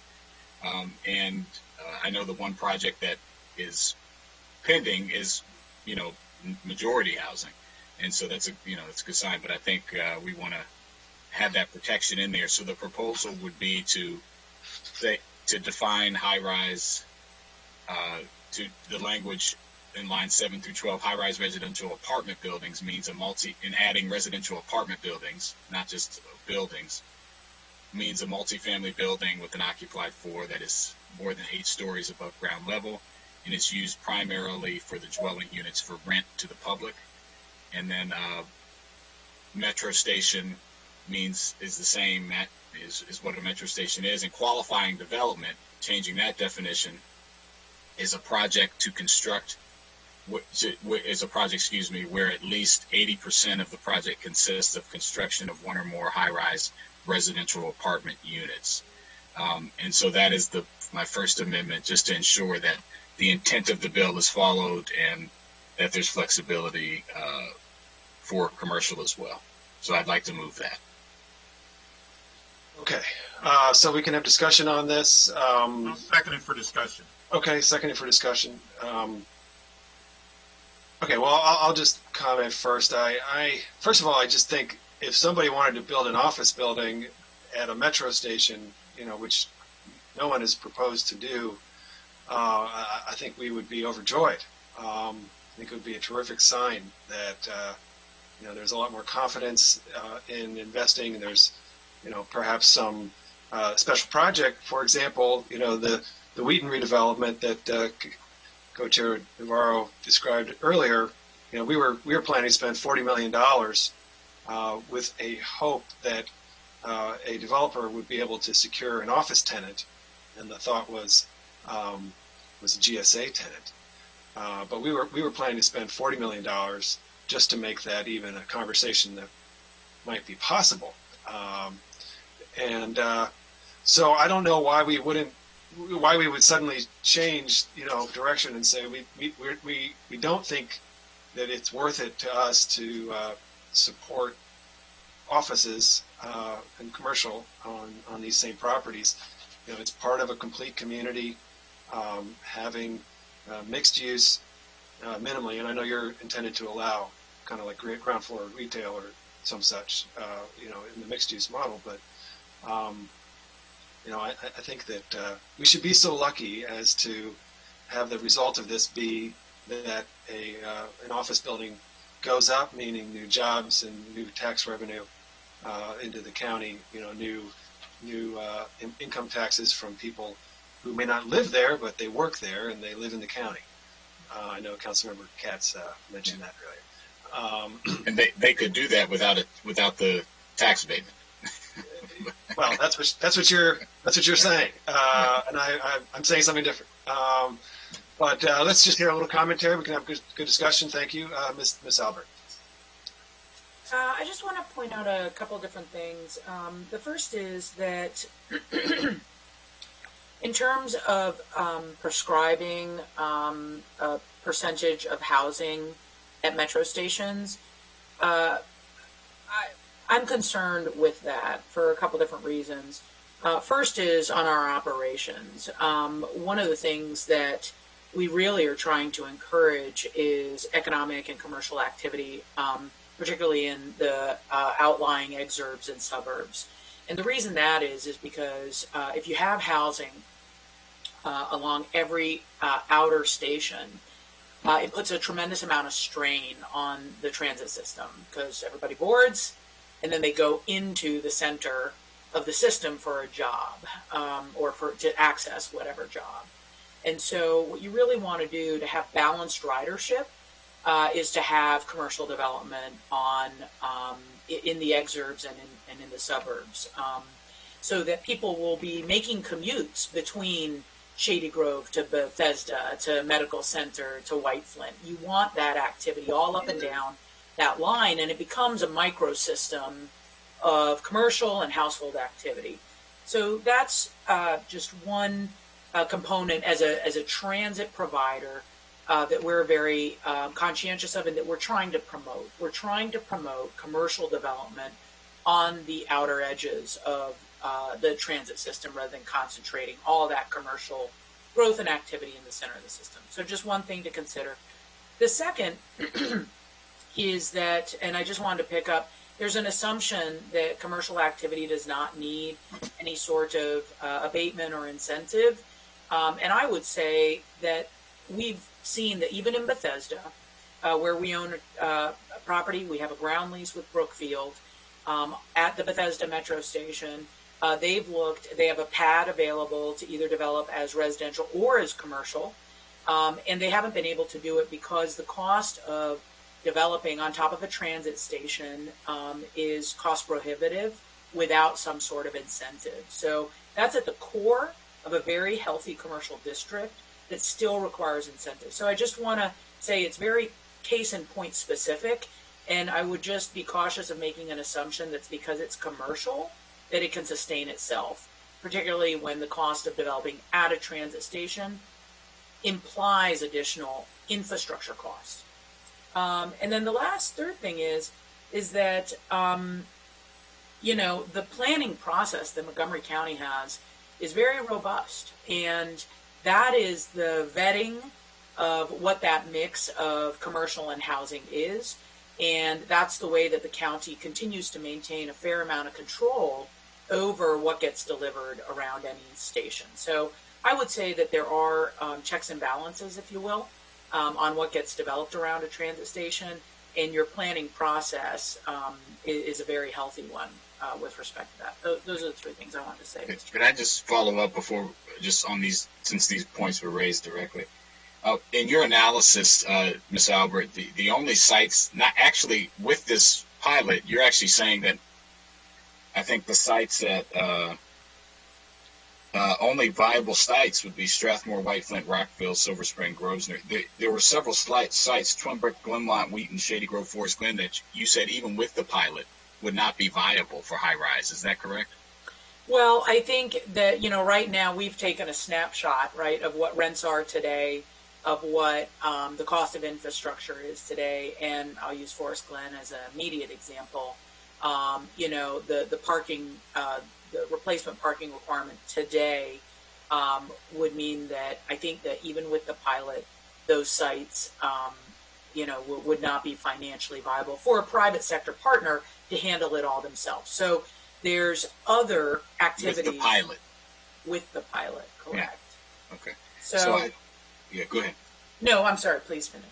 No, I just think that's an important point here. I mean, because we're using these numbers, even with WMATA's own, analysis, and I understand it's a snapshot.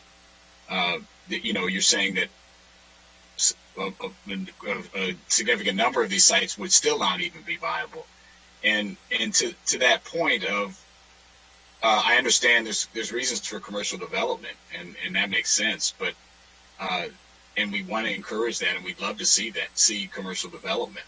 I just think when we're trading this type of money and we're calling it the housing at metro sites, and the way we're presenting it to the public, I think they expect to see housing. The 90% of, I think 95%, or I can't remember the exact number, of the Grosvenor plan is housing.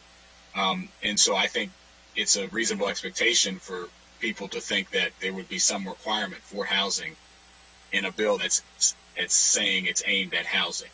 And again, it's just saying you can have the subsidy, but I want to let you finish, Miss Albert. But I know you make a good point. I would just say that 80%. So different. Is it sites, the number? What's the right number? I mean, Yeah, that's a good question. I'll defer. Others may want to comment there. That's Mr. Juando's asked an interesting question. All right, I have Gwen Wright, Andrew Friedson is next. So thank you, and I'm glad that it was mentioned that we go through these very, very comprehensive planning processes. Again, this conversation is happening as if this is a vacuum and that there isn't any detailed planning that's gone on for any of these properties, and that we have to put all of our goals and public interest into this one incentive build. The reality is we have looked at every metro site in great detail, and we have made recommendations about types of uses. What we've recommended in most cases, that one of the key issues is flexibility, to be able to make use of opportunities that come forward. I mean, I'll say that we have heard that the county executive is working hard on some ideas for White Flint. We haven't gotten a lot of information on that. I don't know the details of it, but it's not for a housing project.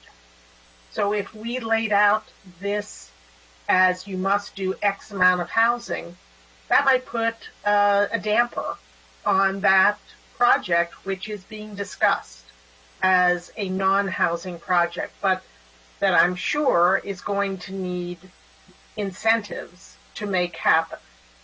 So I think the more we try to constrain and put limitations on this, the less likely it is that we're going to actually see any development happening at any of these metro stations. To do a development, it's going to require many partners. So Forest Glen, for example, it may be a development where you're going to have a private partner, a public partner, other than Metro, other than the county, looking at a package to make it developable. That's how our most complex projects happened. I think about National Park Seminary. That happened because you brought in a private developer or public developer. They used low-income housing tax credits. They used historic preservation tax credits. They used every trick in the book, and they were able to make a very difficult project happen. That, I think, is going to be the truth on every single one of these metro sites, is there's going to need to be every trick in the book to make these projects happen. And the more limits we put on, the less likely it is. I just want to say quickly, the Economic Development Fund, if for a commercial property on a metro site, would still be available at whatever amount they want to propose or approve, and would be more appropriate vehicle than a property tax abatement, in my view, for a bill talking about housing. Yeah, although, if you even look at Wheaton, if we had said we're going to make the development at Wheaton happen without any sort of pilot, we would have been spending $40 million of public money to develop a platform to build one or two buildings. That is a great deal more than I think we would have gotten in 15 years of a tax abatement. So I think, I'm not sure if it was one of the other council members who said, whether the money comes from one pot or from another pot, to make these projects happen at metro stations, it is going to require public money. There is no question about it. It is going to require public money. Yeah, whether no one's arguing you want to that. do it as a pilot, or whether you want to do it as an upfront payment of $40 million for a platform. Either one is going to require that kind of public investment. Well, and not to interrupt, but WMATA also spends in these projects. WMATA spends money as part of these developments. So there is other public money required there. All right, I have Mr. Friedson and Ms. Navarro. A couple things. One, it's a really interesting discussion. I'm glad you brought up National Park Seminary. It's a great development in District 1. It's one of my favorite places because it is so unique and historic and eclectic. It's a really interesting place. There is no other architecture quite like it. It has an international flavor that was well before its time by really interesting people. But even in that development, which has been very successful, there is still at least one building that is not being developed and hasn't been developed and is sitting there as an eyesore for a community that has otherwise been redeveloped beautifully and has been incredibly successful. And so it speaks to the marketplace, even with all of the tools in the toolkit, as you suggested, Ms. Wright, it still hasn't been able to fully realize itself and to complete that project. I'm hopeful that it happens soon, but it has hit a snag. Councilmember Juana brings up a good point. This has been framed as a housing at Metro bill. I think that's important, but I think there's a broader point here as well.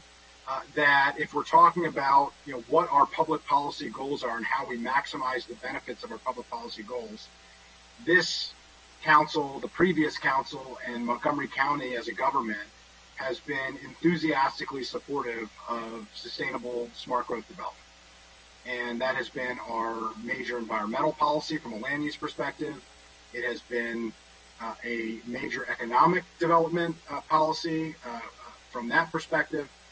And so the result of having people work where they live and being proximate to transit is a major benefit. So I'm sensitive to both points here. I think 80% is too high. I think it may be too inflexible. I wanted to see what if there might be interest in reaching a compromise at a 50-50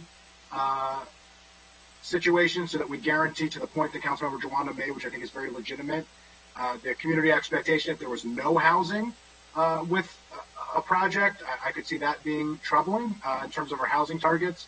But I don't think there is a need for all housing, because it wasn't exclusively housing at Metro. It was more housing at Metro. Currently, we have zero, and we'd have more than zero. I think zero is not acceptable from how this has been framed and from what our housing needs are, and frankly our environmental and economic development needs as well. But I think 80% is probably too high, so I'd propose 50-50 if there was some amenability to that. So I just wanted to throw that out there. And then the only last piece on this that I wanted to say, based on, we'll see where people land, but this community expectation question I think is critical.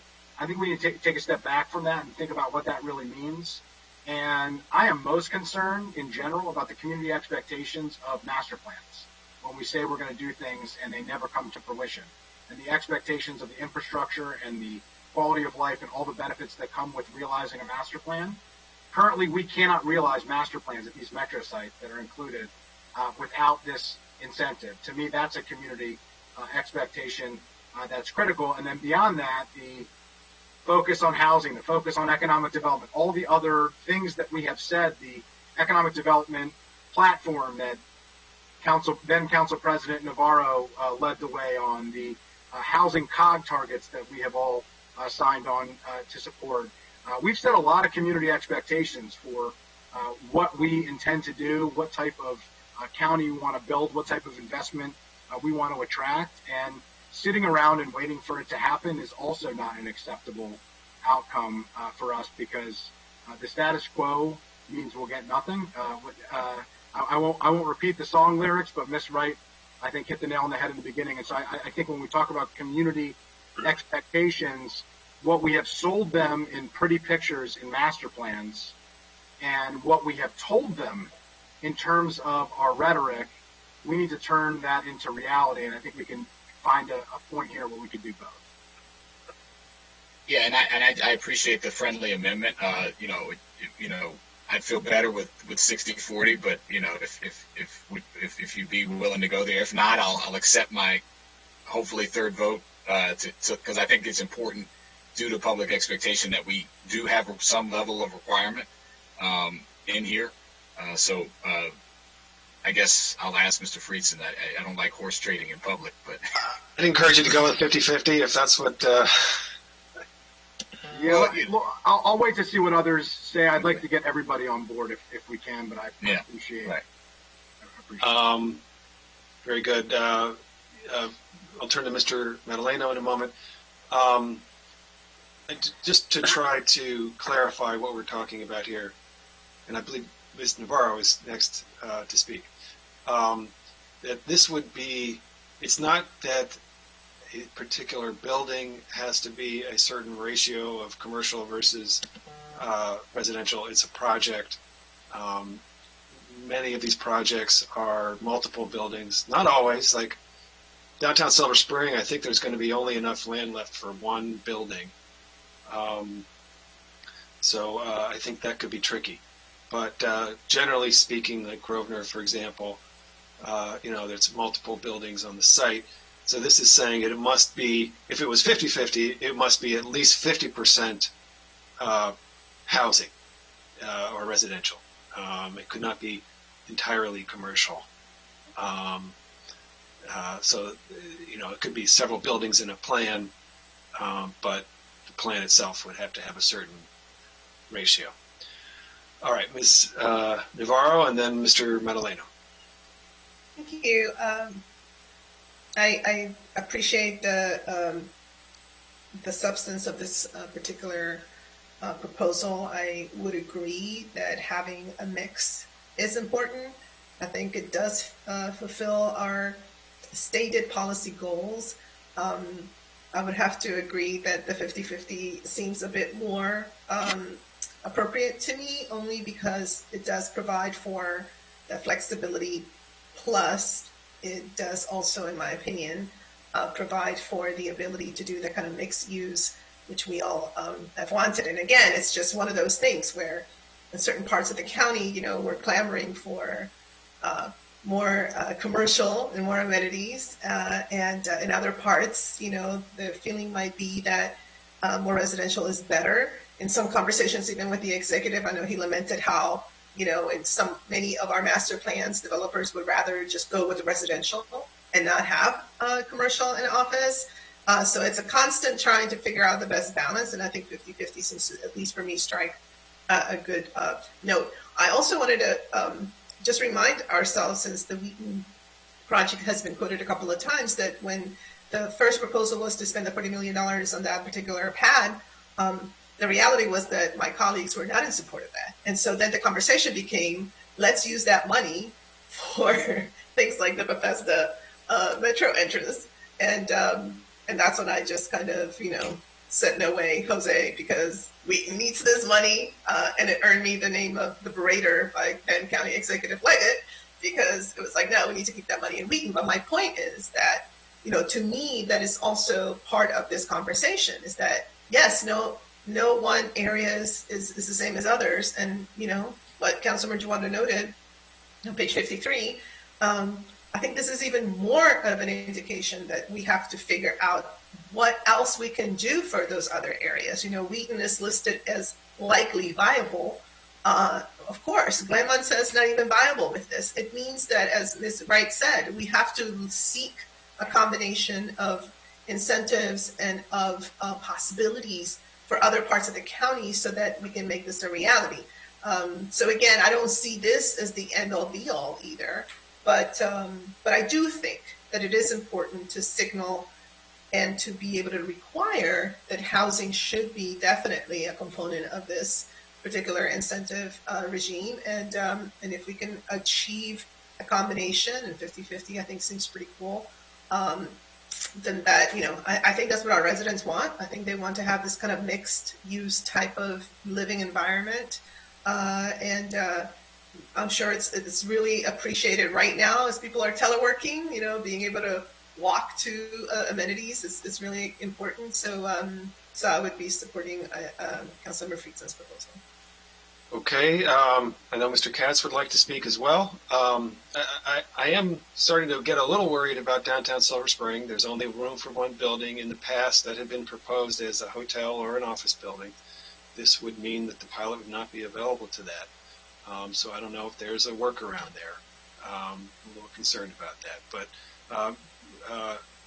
Mr. Katz, did you want to have Mr. Madaleno speak first, or would you like to? Mine's going to be very fast. I could support the 50%, but I think it should say no more than 50% commercial rather than 50-50.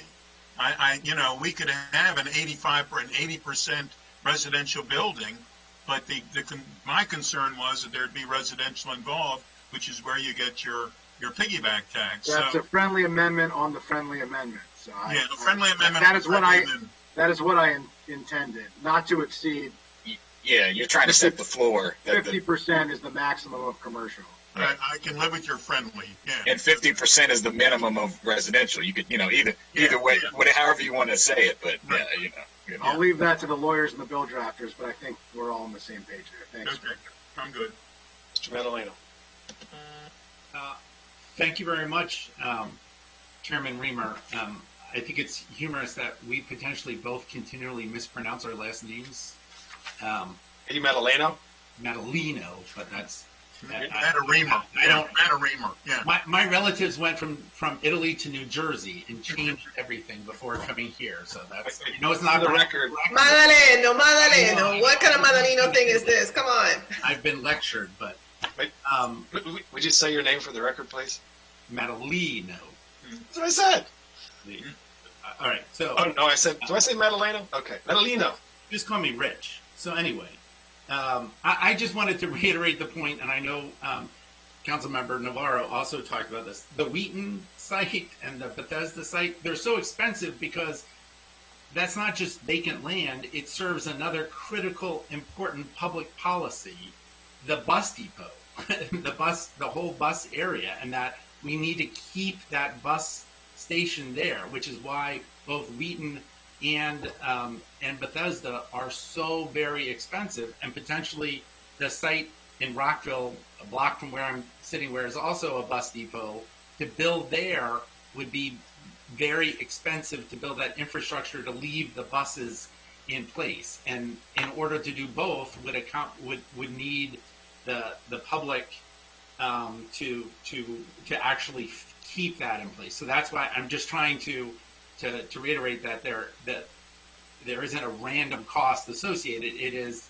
already this land serving an important public purpose, which is what most of the WMATA land in the county serves an important public purpose already, except for that very large parcel next to White Flint that is quite vacant. And you've heard, I think Ms. Wright discussed the county's plans, and the county executive has been aggressive trying to find a higher ed partner to go there. So I don't know if it would even be a private development or a development by a public partner. So a tax abatement, a foregone property tax, may not even come into play in such a plan.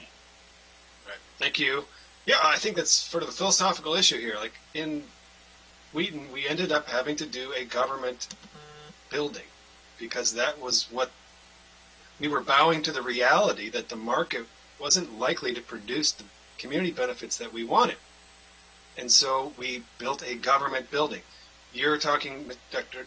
Madaleno is talking about a government-funded building at White Flint. I think what we're trying to do here is open the door to the private sector and get private sector investment. And we have a big metro system. Hopefully the private sector can carry some of the load here. Who else would like to speak? I think we have agreement here on an amended. Yeah, I'm accepting the friendly amendment of 50%. However, we need to frame it to my amendment. Right. Okay, then all those in favor, show of hands. All right, that's unanimous. All right. Okay, can I just? Yep. I was wondering how to frame it. I mean, I think 50%, at least 50% housing sounds better if you're going to call it the full housing, or more housing at Metro. Yeah. Center. I mean, including no less than 50% housing for the plan. Yeah, I think you would just take the same language and just swap out my 80% to 50%. I think would be the simplest thing. And it's the other hand, not a building. We're not saying a building has to be. And I'm not arguing. I'm just want to clarify. The amendment in there talked about rental housing. Are we using rental, or are we just saying housing? I would really say we just say housing. I think we would prefer rent, but who knows what the market is going to be? I think we want housing, right? I have no idea. It's a land. Isn't it all? Isn't all metro going to be? Yeah. Isn't it a distinction without a difference? No, there's a difference. Ms. Albert, can you? Does Metro sell condos for 99 years? No, we don't. So in the case where a developer is recommending a condo, or they want to move forward with a condo project, then we will sell the property to them, because you can't finance a condo on top of a which would no longer be eligible for this because it would no longer be WMATA property. Correct. So there isn't. So would you have any concern if we included rental housing? Well, I mean, wouldn't limit you, right? because of that dynamic, it sort of takes care of itself. So I don't have an immediate concern about that. No. Okay, let's keep the rental housing in deference to the original drafting that Councilmember Jawando put forward. I think it's a distinction without a difference in practicality, but it makes the point that some have raised concerns about, even though I don't think it is an issue. Is that amenable to everybody? Yeah, and it's also simpler. You can just swap out 80 for 50 and move forward. Yeah. Okay, got it. Thanks. Should I continue? I think you should continue, yeah. Okay. So the next, and thank you to my colleagues for that. The next one is a big issue that I will bring up on behalf of. It contains two issues. It's the issue of whether or not there should be some sort of kicking of the tires, I call it, or a review. And Council President Katz brought this up by DHCA, by the director, to see which pilot, how much, and what's necessary based on the situation, as opposed to being outright. So that's one issue. But my amendment that I'm going to propose, which is related, deals with the requiring some level of the affordable units, which again in this bill is the 15%, to be more deeply affordable. And so what I proposed here, which is a very modest amount, that we would require that 25% of the 15% to follow would be controlled at the 50% level of area median income or below, which means it would be at 50%. Because it's important to remember that these MPDUs, because of where they're located, as the packet points out, will be at 70% of AMI. And so, which is, again, certainly a need for housing in that area. But obviously we have critical needs, as the COG report points out, at all levels, and particularly in the affordable levels. And I think we want mixed income as well as mixed use.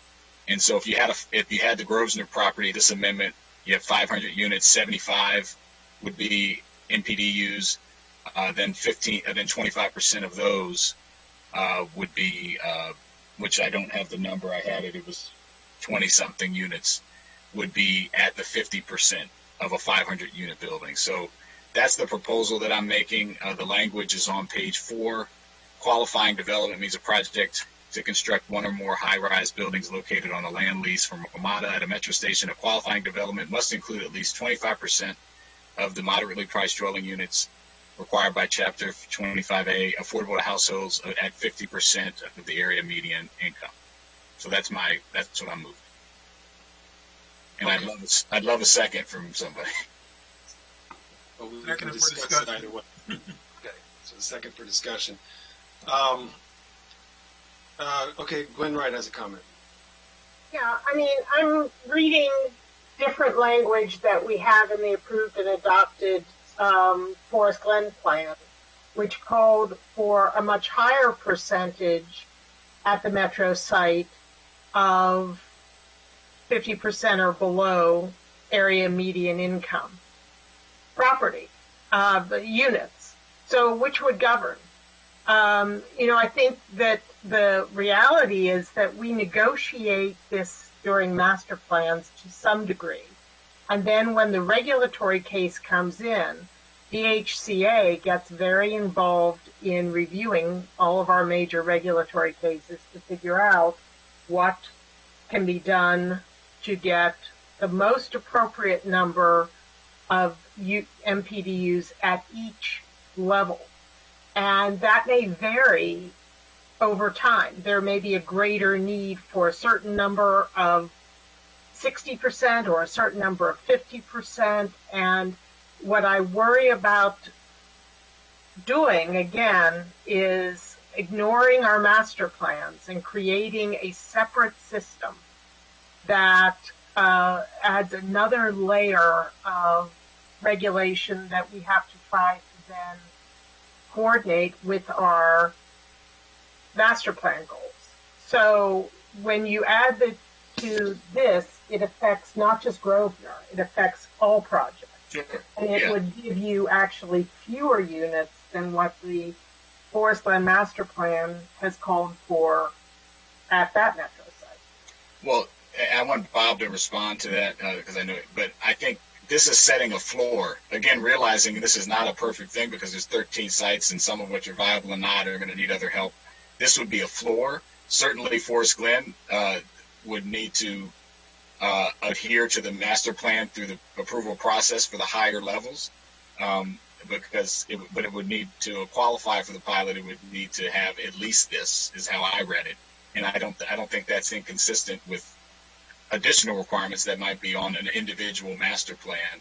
Again, and the master plan did not envision a pilot either necessarily. But so Bob, I know Bob was trying to say something. Well, you just said what I was going to say. I mean, it's a floor. If there's a requirement for more MPDUs or lower AMI at through the master plan, then they would have to comply with that. Then they would comply with this. This is only going to affect some area where, I guess, like Grosvenor, where there is no requirement for the 50% AMI. So they may be inconsistent, in practice, but I don't think that. I don't think it's a problem to apply. Let me say, I want to intervene here. I don't know that governance question is the crucial question here. It certainly is a relevant factor. If we were to approve it, I think we ought to just start talking primarily about whether we're going to approve it. I think. Just want to note, we're going to hard stop at 12:30. I think for those watching on TV, it's going to switch over to the county executive's press conference in a moment. So I don't know that that's going to happen on the web if you're watching on the web. But we'll hard stop at 12:30. My comment on this proposal, and I don't have anyone in the queue now, so maybe I forgot, but if you want to speak to this, please either raise your hand or I think preferably to raise your hand. So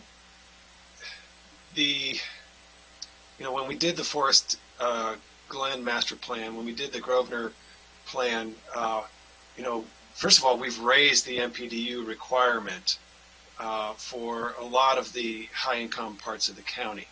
That was through legislation that I wrote that we passed 2-3 years ago, making it 15%. Rather than 12.5%, and that would apply at a lot of the metro stations, not all of them by any means, but at a lot of them. My concern here is that while I appreciate this proposal and I understand, I think it's modest, and I think shows an effort to kind of grapple with the fiscal situation of these projects, but if we were able to get all of this development going, we would get a lot of affordable housing. And we would get, well over, if every site built out maximally with housing, we'd have more than 1,000 MPDUs. We have ways of securing those to programs that are intended for people who are, below 50% AMI. And we do that. I think it's about a third of all MPDUs are controlled by organizations that are then providing them at a discounted rate to individuals who are, below 50% of AMI, sometimes far below 50% of AMI.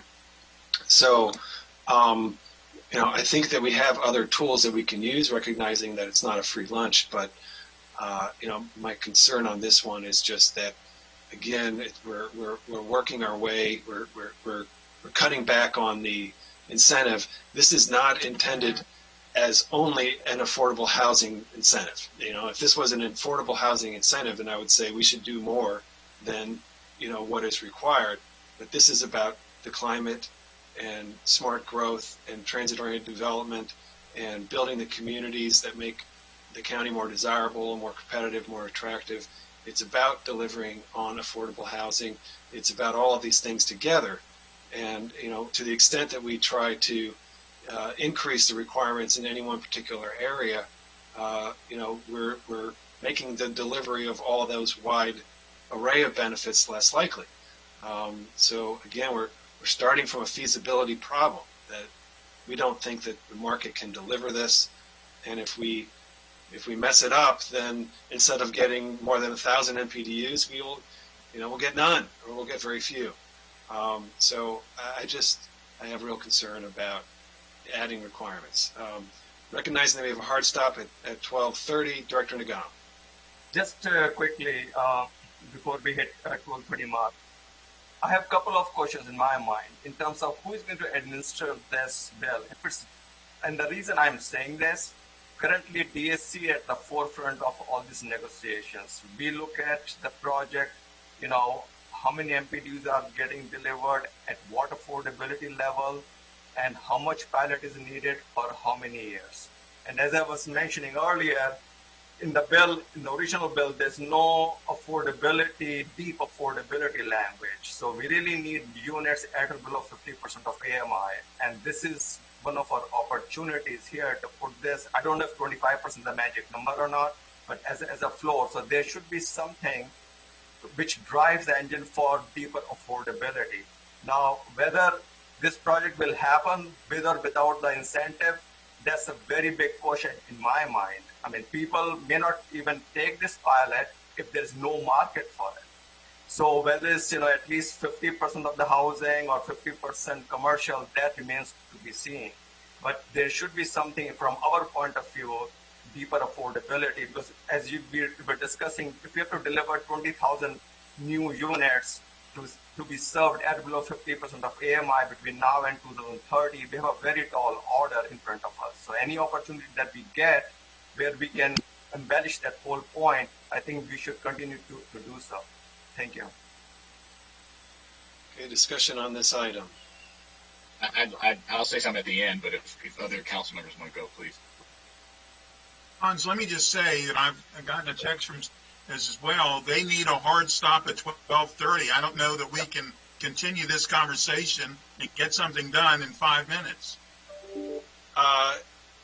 You may be correct. I mean, it's not my expectation that this amendment is going to pass, but I could be wrong.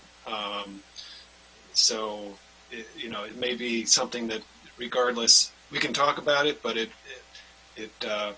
I think there's a crucial question for you, Mr. Katz, is did you want to second it to a vote, or did you want to second it for conversation? Well, I'm part of this discussion. I did it for the discussion, and I want the discussion to continue. And I don't think we can. This is an important part of what we're doing. And for us to have to rush this for, we've been in this meeting now for 3 hours, and for us to have to rush this within the next 4 minutes, I don't believe it's going to give it a fair hearing. Yeah, 3 minutes now, and just point of order, a second yields a vote. There's no difference between a second for discussion and a second for a vote. So, I'm on no. Okay. It just seemed like you were suggesting that there wasn't. Well, I was giving him a chance to reconsider. I guess what I would. Okay, well, we are pretty much out of time. So I would say for Mr. Katz, we'll need to consider whether we do that discussion at the full council or reconvene at the committee.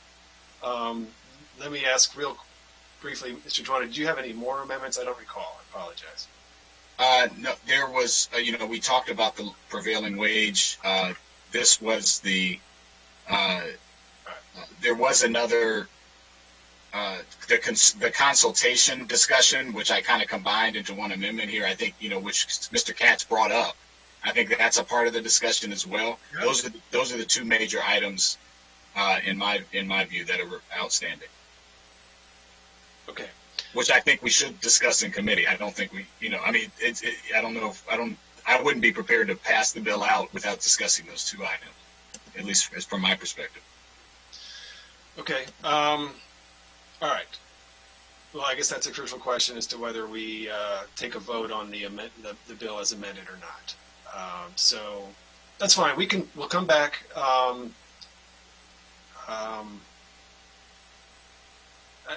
don't know if the GO chair is.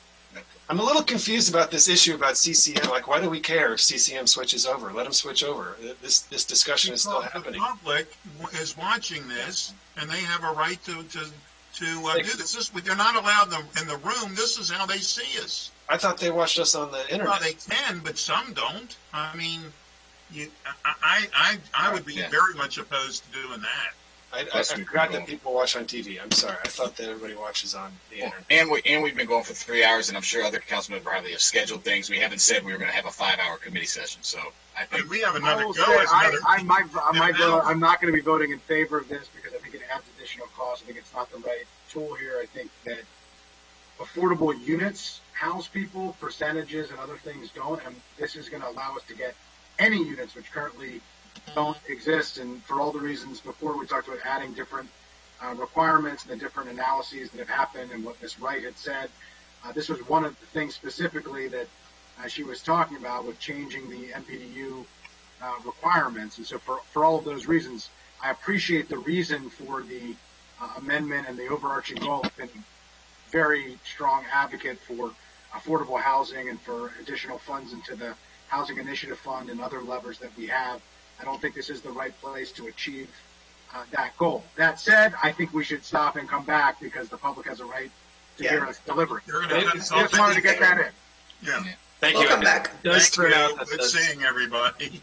The internet stream shuts off, so yeah, everything's that's important. Okay, thank you. We're back up for today. See, go in an hour. Goodbye. thank you.